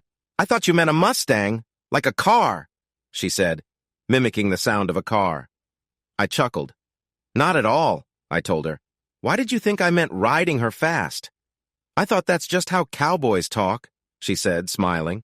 Her humor made me smile too. I liked that she could laugh at herself without getting upset. It's not something you see often. Well, I said slowly, but I still want to see you on her. I told her, imagine you riding fast with your beautiful hair flowing behind you. Then I thought, you do know how to ride, right, Cheyenne girl? She had mentioned something about Philadelphia, and I knew that many women there likely hadn't been on a horse before. I do, she said with a big smile. I ride during summer with Grandpa running elk, she explained. But I can't ride in these, she added sadly, looking at her shorts. They'd be so uncomfortable I wouldn't be able to walk for a month. She was right. It would not be good for her to ride in those shorts. I did not want her to feel awkward. I thought hard, hoping for a solution to the problem. An idea flickered in my mind, but I let it go for now. I smiled back at her, starting to like her playful grin. Then I asked, by the way, what is your Cheyenne name? I hoped she wouldn't mind. She looked at me quickly, trying to see if I really cared or if I was joking. When she saw I was serious, she smiled even more. It means little dove that calls at morning, she said, watching my face for my reaction. I tilted my head and thought about the name, really imagining what it meant. Slowly, I nodded and smiled. Very nice. A beautiful idea. A lovely name for a wonderful person, I said, really meaning it. She liked that. She gave my chest a couple of light pats. I hadn't even noticed she had moved closer to me as we talked. It felt nice to be near her. We stopped at my parents' old house to grab some water bottles for the trip. Then we headed out to explore. We drove across the countryside to where I thought a small group of longhorns might be near a spring that never went dry. The wide open fields around my ranch seemed enormous compared to our few hundred acres. I hadn't found anyone who claimed to own all that grass. It seemed like it had gone back to the government, but nobody ever told me I couldn't let my animals graze there, so I used it. The longhorns could be anywhere within a day's walk of the spring. We found the spring easily, and while Mercedes walked around, I took the chance to clear up the area a bit.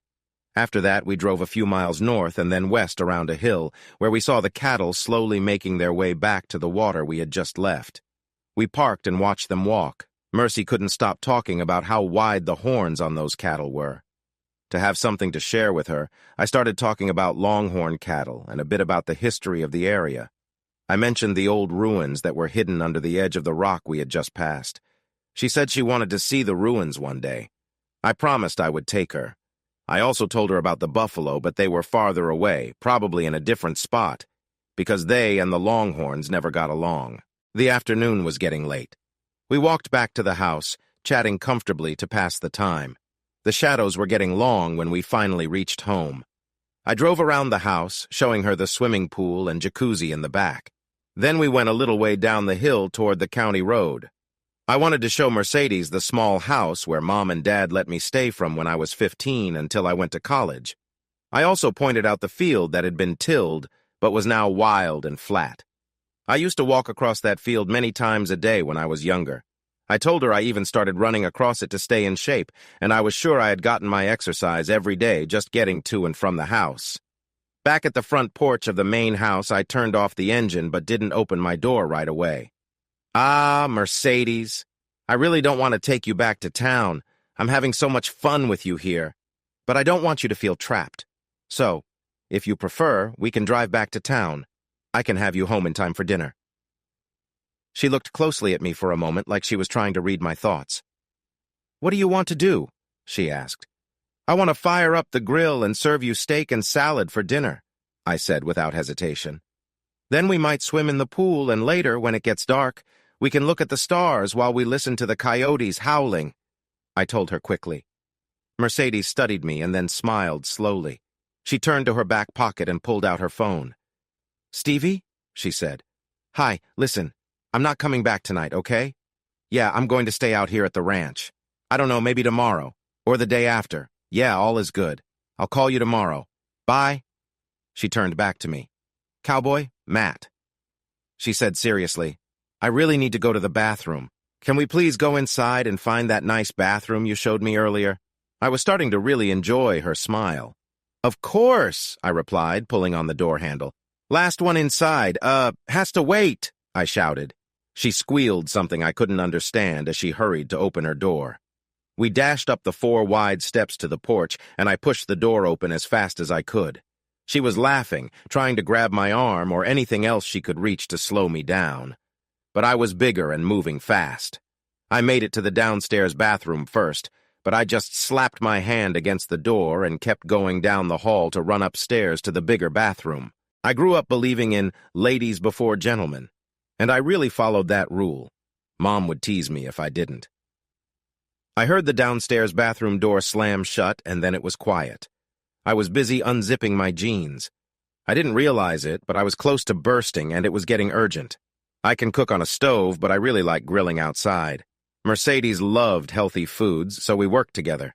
While I lit the charcoal and cooked the steaks, Mercedes opened the fridge for fresh vegetables and made a delicious salad, then whipped up a nice dressing all by herself.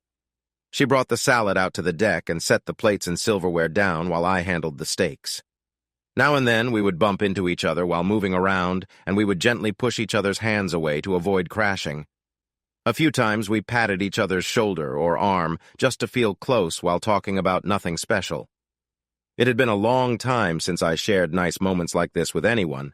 I enjoyed it a lot, and I could tell Mercedes did too.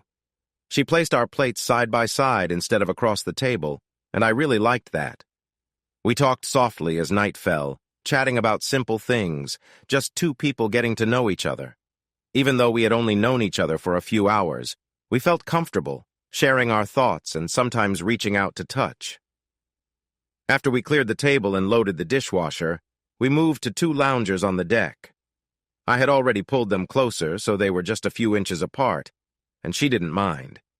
We gazed at the night sky for a long time, guessing the names of stars we couldn't really identify, and wondering if that shiny dot moving quickly was the space station or a UFO. We didn't care much either way. After a while, I placed my hand over hers, enjoying the softness of her hand. She didn't pull away. When it started to get a bit chilly compared to the warm day, we decided to head back inside. At the door, Mercedes stopped suddenly, and I bumped into her. She turned and was suddenly very close to me. "I never do this on a first date," she said softly, smiling. "That's okay. I wouldn't even know how to ask for that on a first date," I replied. I hadn't even thought of this as a first date. I didn't really know what this or the that I was talking about meant either, but it didn't seem to matter. She looked up at me and smiled. "Hey, sweetie," she said softly. "Yes? You remember when you showed me the house this afternoon?" "Yeah," I replied quietly, giving her a light kiss on her chin. "Do you think you can lead me back to that big bed you showed me upstairs?" I didn't need to say anything. I knew what she meant. I focused on closing and locking the back door. Then we walked together through the living room, turning off lights as we went. I encouraged Mercedes to go upstairs first. While I pulled back the blankets, Mercedes got ready for bed. We didn't worry about putting our clothes away. They just fell where we took them off. We shared a long kiss that showed the closeness we felt. I gently helped Mercedes onto the bed. My Uncle Jake, who taught me how to fly, shared many lessons over the years. Let's be real, once you get good at flying, especially if you're just racking up hours, there's not much to do except talk. Uncle Jake often chatted about his favorite things, flying and women, often in that order. As far as I know, Uncle Jake was never married. But he always had a girlfriend and usually had a few others interested too. They were usually pretty women of all ages. There were even some older women who looked amazing. Uncle Jake always seemed to attract someone, no matter their age. I wanted to show Mercedes the same kindness and attention I had learned from Uncle Jake. Mercedes had soft skin. Laser? She said simply. So she had laser treatments to remove her hair. That worked for me. I felt her move gently on the bed while I made sure she was comfortable. I noticed her breath catch for a moment. I paused and focused on making her feel relaxed. Soon, her breathing steadied again. After a little while, Mercedes lay quietly on the bed, clearly at ease. I spent a few moments making sure she was comfortable, gently stroking her arm and letting her rest. Eventually, I sat up a bit to give her space and check that she was happy. I wiped my face with my hand, feeling good that she was calm and relaxed. I chuckled softly. "What?" she asked quietly. "Just feeling happy," I said. "I'm really enjoying this." I stood, walked around to the side of the bed, and lay down with my head on the pillow. She adjusted herself until she could lie beside me. She said. "I taste good, right?" "Definitely," I replied, "and I want more." I kissed her again, then lightly kissed her neck and shoulder. We shared a nice moment that felt special. As she took a breath, I got up and moved a pillow so I could lean back comfortably. We happily talked, laughing and sharing kind words. The room felt calm, and our conversation flowed easily. Mercedes breathed softly, joining in our fun chat. Then we had a quiet moment, just enjoying how close we had become. We rested, feeling happy about the connection we had made and the things we shared. I lay beside her, looking at her, and gently stroked her arm.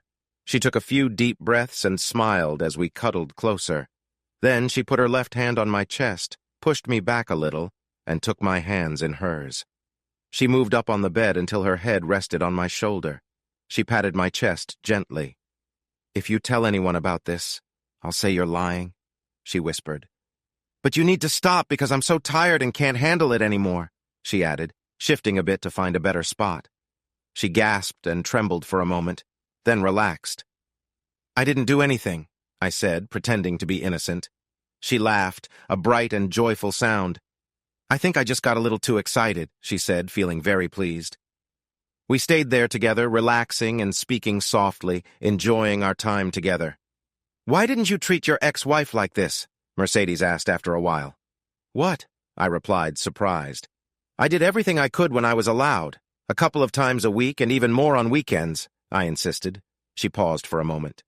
"Then you must be a little foolish," she chuckled, "getting mixed up with someone who doesn't know how to appreciate you. Ha! I'll have you know I'm really interested in you," I said with a grin. She thought about it. "Well, you do have your good points, cowboy," she whispered. "Finally getting it right," she said, looking pleased. I tickled her sides, and soon we were playfully wrestling with her trying to climb on top of me. The next morning I woke up to find her long, dark hair spread on my chest. Her head rested on my shoulder, and our legs were tangled together. She had only moved a little during the night. Her soft skin felt nice against mine. I had gone on dates since my divorce, but Mercedes was the first person I felt a real connection with. She started to wake up, and I kissed her forehead gently. She murmured happily. She lifted her head and turned to me, ready for a kiss. "Ouch!" she said, frowning. "What's wrong?" I asked. "I'm lying on my hair," she giggled. "I got stuck and can't get up." We carefully untangled ourselves from her hair, which had gotten trapped under us while we slept. She sat up in bed and pulled her hair back. Her smile was bright. "I really need a shower, cowboy," she said, looking serious. Well, funnily enough," I replied. "So do I, and—" She jumped off the bed and danced around to me. We rushed into the big bathroom that used to belong to my parents. She playfully told me to hurry up, saying she was too hungry for breakfast to take too long. Later, I helped by washing her long, beautiful hair. After that, I brushed it carefully. She seemed to like it when I was done. We enjoyed a hearty breakfast of bacon, scrambled eggs, toast, and jam. She proudly told me she was part of something called the Carnivores Association of North America, which I had never heard of. She really loved meat since she had eaten her steak quickly the night before and devoured all the extra bacon today. When she admitted there was no such group, I joked that we should start one. She sat in my lap and we shared a nice moment. Breakfast was a lovely way to start the day. Wearing one of my t-shirts, Mercedes found her phone and called her friend Stephanie to chat. I hardly listened as I got dressed in my jeans and boots. I took out the garbage behind the barn to the fire pit for burning and cleaned up the horse stable part of the big barn. When I walked back inside, I grabbed a soda from the fridge. Mercedes had finished her call and her phone was sitting on my charging station. Suddenly, something clicked in my mind. "I got it," I said, excited. I finally figured out what had been bothering me about blue jeans, Mercedes, and horses.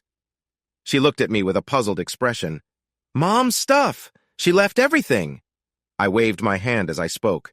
"Let me explain. Mom and Dad didn't want the ranch anymore. They gave it to me to sell. Now they are traveling in a big RV across the country. They said I could keep anything in the house that I wanted, but anything I didn't want I should burn, okay?" Mercedes nodded quickly. "And some of Mom's stuff. It's all clean and here, like a couple pairs of blue jeans." I looked at her closely. "I bet a pair of her jeans would fit you. At least enough. You could wear them when you ride, if you still want to." She smiled eagerly. We dashed upstairs. I showed Mercedes where my mom's old closet was, and she started looking through it to find a pair of pants or jeans to wear. I opened my laptop and turned on the video chat app. To be polite, I was going to ask Mom if we could borrow the jeans. Plus, I needed to call them. "Hi, sweetie," Mom said when we connected. "I've been thinking of you. How are things going?" "Just fine, Mom," I replied. "I sold Chip and Tatler last week." They were two of our horses. "And I think I have a buyer for the buffalo. I won't know for 3 or 4 days if that deal works out. Other than that, I've sold most of the farm machines, so things are going pretty well. How about you?" I heard some muffled sounds coming from Mom's closet and a few soft thuds. I looked and saw Mercedes pulling out a big box. I turned back to Mom as she talked about Meteor Crater National Landmark. Wasn't Winslow, Arizona, in a song from long ago? After a moment, I told her that Winslow was in a song by the Eagles called "Take It Easy," and shared when it came out. She was excited. I didn't tell her I looked it up quickly on Bing, making myself appear smart when I had just been as confused as she was at first. Mercedes caught my attention, holding something up that looked interesting. I looked over and my jaw dropped. After a moment, I smiled. In her right hand, Mercedes was holding an old, dusty box of keepsakes, and in her left, a matching set of mementos. I took the box from her. Mom?" I asked. "What are these?" I lifted the items. I noticed some old photos inside the box. I waited and let the keepsakes dangle in front of the laptop camera. "Tom, I thought you cleaned out the closet," Mom said, sounding a bit upset as she looked off screen. "Nope," Dad replied shortly. "You said you were going to get your box of keepsakes and put it in the RV, remember?" Mom turned back, pressing her lips together. "Well, sweetie," she said playfully. "Sometimes mommies and daddies keep a few things from the past." I jumped in. "Mom, I get it. Now tell me more about these." She took a deep breath, thinking about how to answer. Finally, she shrugged. "Matt, honey, your dad and I, we're old, older than you, but we still enjoy remembering." She smiled widely. "We love our memories and fun stories, okay?" Mercedes handed me another keepsake from the box. I blinked and held it up to the laptop camera. "And what is this, Mom?" I asked. Mom took another deep breath. "Well, that," she started, looking annoyed to the side. I was sure that was where Dad was hiding. "Ugh, Tom, you should have reminded me about this box," she said.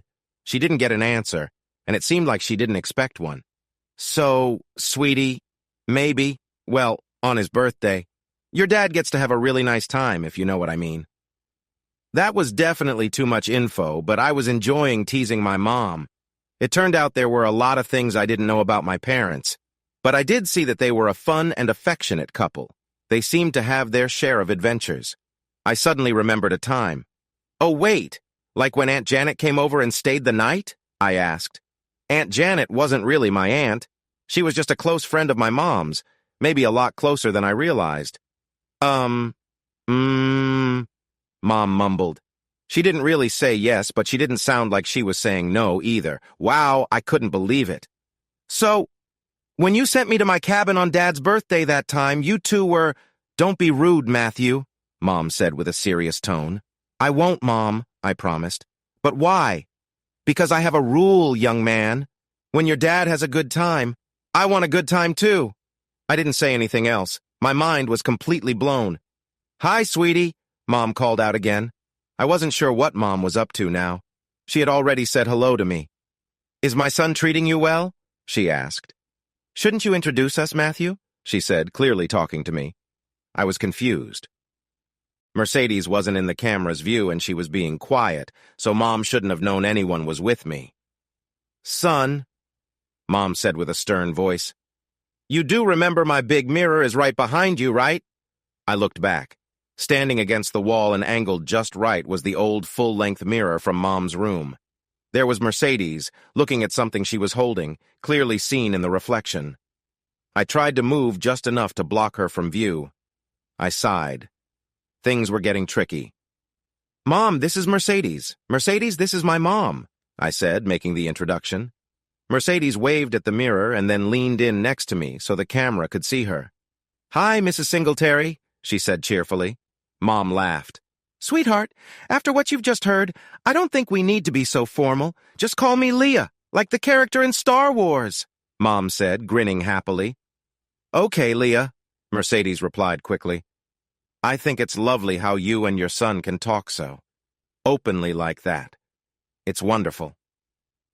They chatted for a bit and I tuned them out.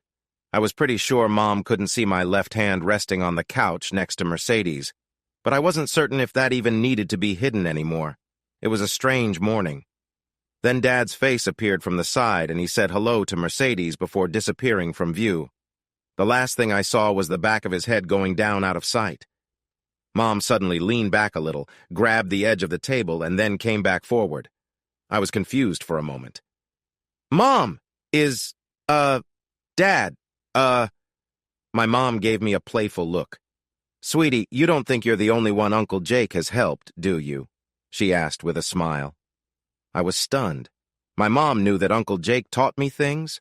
What else did she know? Did she also know some of his friends had taught me other things, too? Sugar, I have to go now, okay? Mom said, her voice shaky. She glanced at Mercedes. Don't you two do anything we wouldn't do, okay? She reached to press a key on her laptop. Mom, I blurted out before she could end the call. Just what would you not do? She thought for a long moment. Honey, I'll have to get back to you on that, okay? She replied kindly. Nice to meet you, Mercedes, she said. Then she pressed a key and her image vanished. I closed my laptop and looked at Mercedes. I was shocked, but not upset. Cowboy, Mercedes said softly, how badly do you want to go horseback riding? She walked toward the bed. I didn't waste time answering. I hurried in her direction. We decided to stay in that day and the next. We finally went riding on the fourth day. We needed a break. That's how things went all through the weekend and into the next week. Everything changed on Thursday. Honey, Matt, Mercedes asked softly at breakfast. She had been quiet since we woke up and I could see something was bothering her. Uh-huh, I replied calmly. I was sure I was about to find out what was wrong. You know Stephanie, right? I do. Well, I don't know her well, but I know who you mean, yes. Mercedes nodded. Could we ask her to come stay with us? Would that be okay? I was surprised. Things between Mercedes and me had been really good. We got along really well in our daily tasks and our relationship. We did morning chores, cooked meals, took walks down to the road, went horseback riding, and enjoyed each other's company. Or at least that's what I thought. Why did she want to bring someone else out here? It could only make it harder for us to connect. On the other hand, she said us, which was an interesting way to put it. Sure, I said calmly. There was no point in making things harder. If Mercedes didn't want to be alone with me, that was okay, so I might as well accept it. Mercedes smiled right away. Thanks, honey. I'll call her, okay? Of course. As the call connected, she reached for my hand and pulled me down next to her. She wanted me close while she talked to her friend, which felt nice to me. Hi, Steffi, Mercedes said to her girlfriend. Cowboy says yes, so we're all set. Uh-huh, we can do some routines. The living room has a nice floor and, yes, Stephanie, horses, yes, the airplane too. Stephanie, stop talking. She looked at me with a smile. Okay, yeah, we'll do lots of things. Just pack. Steffy, listen to me. Just pack a few things. No, you won't need much. We're mostly, free to wear what we want, okay? Yeah, I know. Listen, please pack my bag with my brushes and hairdryer and... Yeah, you know what I need, right? She said we again, meaning me and her. I liked that. It made me feel good about what was happening. Then I had an idea. I waved my hand to get her attention. Hold on a moment, Steph, Mercedes told her on the phone. Does she know how to get here? I asked, since all Mercedes talked about was Stephanie bringing stuff to the ranch. Mercedes sighed and shook her head. I smiled at her. If she can get to McReady's airfield, we can pick her up in the Cessna. What do you think? I gave her the address and shared some driving directions. She's got a GPS, Mercedes said, interrupting me. She told Stephanie the address and turned to me. When? She asked. How soon can she be there? Mercedes asked, and got a reply. A couple of hours? I nodded, glancing at the wall clock. Okay, tell her we'll be there at 1 o'clock. I motioned for her to cover the microphone. Was she okay with the clothing optional thing you mentioned? I asked. Mercedes smiled widely. Not really. Steph is, maybe a little wild. I smiled back at her. Okay, tell her. How about you put her on speaker so I can tell her? Mercedes did that, tapping the phone and placing it on the table. I sat beside her. Stephanie? I asked. Hey, this is, Cowboy. Hi, Cowboy, she replied cheerfully. She wasn't shy at all. She had talked to me before when I filled in for Mercedes during their long chats. Hey, Steph, we'll fly to meet you at McReady's, like Mercedes said, but you should know this is National Nude Flying Day. Did you know that? No. What does that mean? Stephanie asked, confused. I smiled at Mercedes. Well, Stephanie, it means that everyone in a small plane has a special dress code when they take off between 7 a.m. and 11 p.m. I'm really sorry, but there's no way around this, I told her. Mercedes was trying hard not to laugh, covering her mouth with her hands. Her eyes sparkled with joy. Well, Stephanie said with doubt, I guess that's okay. Do I need to dress a certain way for the airport? Oh, no, not at all, I answered. I didn't want her getting in trouble on her way. But when you park at McReady's, you should follow the dress code when you get out of the car and walk to the plane, okay? It's very important. I was just joking with her. Don't leave the car until you see Mercedes and me pull up to the side of the field near the parking lot, okay? Okay, Stephanie said, sounding happy. I got up and went to the kitchen to make some quick sandwiches. We had cooked a tasty beef roast with all the sides last night, and I could picture delicious roast beef sandwiches in my mind.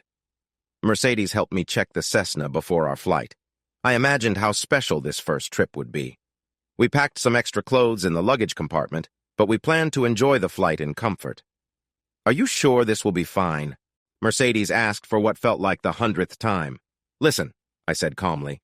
I can't tell you how few times I've been stopped by cops while flying. Oh, wait, I can! Never! I smiled. This was going to be great. McReady's was a small airfield outside the city. It didn't have a control tower and wasn't in the busy part of town. It was hardly ever used. It was for weekend pilots who just wanted to fly for fun. I knew the place, the owner, and the staff really well. They liked me, and I liked them. I flew over the airfield, looking down into the parking lot. It was almost 1 o'clock, and there! A small car was pulling in. I turned the Cessna to the right, letting Mercedes see below. Is that Stephanie in that green car? I asked. Not just green. Yeah, that's her, Mercedes replied.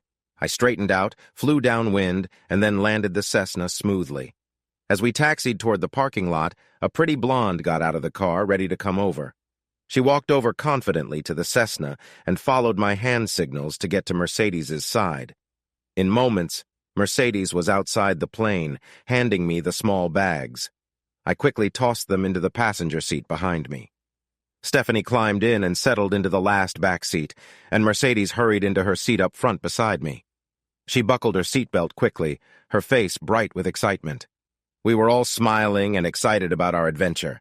I started the engine, rolled the plane onto the runway, and took off a few minutes later. Victor Papa Romeo 319er, said a voice on the radio. It was Jean, the owner of the airfield. He wasn't a real air traffic controller. There wasn't even a tower at the airfield, so he was probably just checking in. I signaled for Mercedes and Stephanie to put on the headphones I had ready for them. "Victor Papa Romeo, 319er," I replied, smiling at the sky. "Ah, 319er, can you come back to McReady Field for, passenger check and inspection copy?" Jean said, trying not to laugh. I could hear people laughing in the background. I grinned even wider. "No way, McReady. 319er is headed to the home port for an important event. 10-4? A lot of people want you to stay and chat, Matt," he said, letting go of his serious tone. "I get it, Jean," I said, "but I really need to get to my destination, copy?" "You dog," he said playfully. "Woof, woof," I said, laughing. "Victor Papa Romeo 319er out." Then I set the course to fly home and showed the girls how to switch their headsets to talk to me. "Okay. What's happening?" Stephanie asked. Mercedes giggled. "You've been tricked, girl," she said to Stephanie. "There's no such thing as nude flying day," she said. "Very glad to. See you, Miss Stephanie," I joked, reaching out for a handshake. "Eh!" Stephanie exclaimed, slapping my hand away. "Like that guy said, you dog!" But she didn't seem really mad. Mercedes mentioned before that Stephanie was a bit of an exhibitionist, which sounded right. She was very confident. One thing I didn't get was that Mercedes said Stephanie was a lesbian, but then she added, "At least, Stephanie thought she was a lesbian." Stephanie seemed fine in the small plane, but I wasn't sure what it all meant. I was confused, but didn't want to think too much about it. I was just happy to spend time with two fun young women. We passed the afternoon showing Stephanie around the house and the land. Stephanie met Ginger, my horse. Dad had named him Hoss long ago, and the chestnut horse I thought Stephanie should ride if we went riding together. Most of the afternoon was spent by the pool as the two girls caught up on what had been happening in their lives. Mercedes brought me into the conversation and guided it so that Stephanie and I could talk and get to know each other better. As the sun began to set, we all felt more at ease with one another. Mercedes moved closer to me, getting a bit more personal than she had at the start of the day.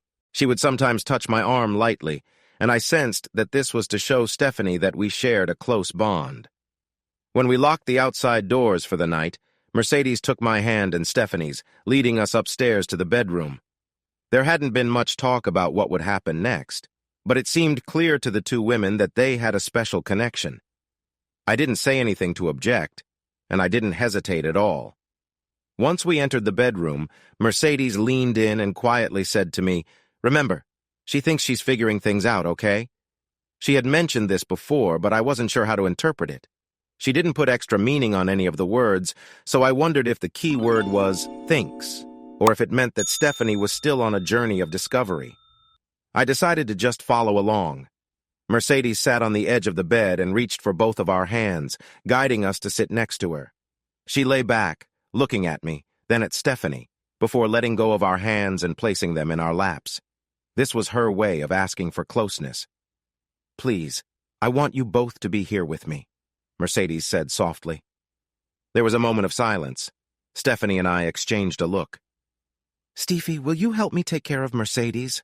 I asked gently. I used the nickname I'd heard Mercedes say, hoping Stephanie would like it. Stephanie took a moment to think, then gave me a small nod, showing she was willing to help make Mercedes feel safe and loved. We spent the evening in quiet togetherness, sharing stories and enjoying each other's company. It was clear that Mercedes felt relaxed, with people around her who cared deeply. Stephanie's expression showed she understood the situation as I did. I smiled and leaned over Mercedes's legs to lightly touch Stephanie's forehead. I paused, waiting for a response, but it didn't come. Instead, Stephanie touched my cheek gently, then returned her focus to comforting Mercedes. I did too. "Matt, honey," Mercedes whispered softly. "I need you close," she said. I didn't want to look at Stephanie, worried that I might see uncertainty or something even worse on her face. I figured Mercedes knew her friend better than I did. If she thought it was okay for me to be close to her while Steffi was there, I would respect that. I actually thought Mercedes might be moving too fast. We could have spent more time just enjoying being together and building our friendship. I scooted closer to Mercedes, wanting to make her feel safe and supported. "Steffi, Mercedes said softly, guiding the moment. Help me feel safe and loved. I was surprised by her words, but I decided to go along with it. Stevie quickly got up and sat next to me as I shifted closer to Mercedes. Rather than pulling back, Stevie accepted the closeness with her friend. Soon, the three of us found a comfortable way to be together. Stevie and I offered Mercedes comfort, and she showed us how grateful she was for our support. Mercedes looked eager to feel connected and safe. I didn't know why, but I wanted to help her feel that way. We all focused on making things peaceful and calm. After a while, Mercedes seemed to relax. She patted my arm, showing she felt better. I stayed next to her, giving quiet support. Then she leaned over and kissed me on the cheek with warmth in her eyes. After that, she settled back comfortably between me and Stevie. Matt, honey, take care of Stevie, okay? I got what she meant. She wanted Stevie to feel the same care that I had given her. So with Mercedes' help, I started to give Stevie the attention she needed. We shared gentle touches and kind words with her, just like Stevie and I had done with Mercedes before. I concentrated on making Stevie feel secure and happy. Mercedes laughed softly. Stevie, honey, she whispered, Matt is going to take care of you, and you're going to feel relaxed and happy. Her laugh turned into a light giggle. And you're going to love it, she promised cheerfully. Part of what Mercedes said was also meant for me. Take care of Stevie was her way of telling me what to do, so I focused on comforting her. It seemed like my efforts worked as Stevie started to relax. After a while, she gently touched my arm to get my attention. Thank you, Matt. I need a moment. Please, Stevie whispered. Just give me a moment. So I sat back and stayed beside her. I leaned over to give her gentle, comforting touches on her shoulder. I slowed down to help her catch her breath. When she seemed calmer, I relaxed a bit, letting her take her time. Mercedes saw what I wanted to do and moved one of the pillows on the bed to help Stevie feel better. I sat down next to her, keeping everything calm. Just before I focused on Stevie, Mercedes smiled at me and held Stevie's hand. Mercedes smiled warmly, so I leaned over and kissed her gently on the cheek. I sat back up and continued to comfort Stevie, giving her support while Mercedes cheered her on. I made sure Stevie was completely relaxed, giving her space to feel safe and calm. Her hands rested on my shoulders, and she also reached out to hold Mercedes's hand, finding comfort in our closeness. And then we were just sitting together, sharing a quiet moment, making sure everyone felt calm and cared for. Stevie slowly relaxed, her body eased, and her breathing became steady. As she settled down, the tension in the room disappeared, leaving a sense of peace and understanding. She finally lay back, tired, her eyes closed. A small shiver ran through her, but then went away. I felt weak, my muscles tired. I wanted to roll to Stevie's left side, using the little strength I had left, but Mercedes pulled me the other way, and I had to go with it. I ended up lying between the two women and turned over onto my back. Stevie playfully tapped my chest, just enough to get my attention. What? I said, pretending to be annoyed. I was going to be so happy living my life, she teased. And then you had to go and change everything. I wasn't sure what to say, so I just gently stroked her arm, thinking I would say something later. No, she said. You just have to be still, okay? Mercedes laughed. I had to make him stop moving when we spent our first night together, too. She snuggled against my right side, resting her head on my shoulder. She giggled again. Then something funny happened, and I started laughing all over again, she told Stevie. They both giggled at each other. I thought I wasn't supposed to tell anyone about that little moment, but I guess that doesn't count for best friends. We stayed quiet for a while, resting and enjoying being close until Stevie poked me in the chest with her finger. Stephanie, I said, pretending to complain, we need to make a deal here. I won't poke you and you don't poke me. Agreed? Wuss, Stevie said, not feeling sorry at all. Listen, you're divorced, right? I am. Want to see the papers? They're signed by a real judge and everything. No, I believe you. But Mercedes said it was because your wife and another woman and a guy were involved in something, right? Yep, I told her. But you, me, and Mercy just had a good time together. And you didn't act like it was wrong. What's up with that? Nope, this is different, I answered. None of us is married, right? That changes things. I paused. And Stevie, listen. It wasn't really about what they did. It was that they shouldn't have done it at all. I told her the moment I found out they weren't supposed to be with anyone else at all. My wife promised she would forsake all others, just like I did. It's all there in the wedding vows. What we just did is different. We're all single. None of us is with anyone else, as far as I know. The girls shook their heads. So we haven't broken any promises. We're not exclusive with anyone else, right? I wrapped up. Do you see what I mean, Steffi? I asked a bit nervously. Yeah, she said. Great, I said, smiling. The lecture by Professor Matt is over. So, who wants to take a quick shower and then go downstairs to eat? I'm so hungry. We took a shower together, agreeing to keep it clean because we didn't want to waste time. And we were all very hungry. For the next 15 days, the three of us had a lot of fun together. The girls helped out with chores in the mornings, and we went riding. I finally saw Ginger running fast with Mercedes riding her. We swam in the pool and visited the lake.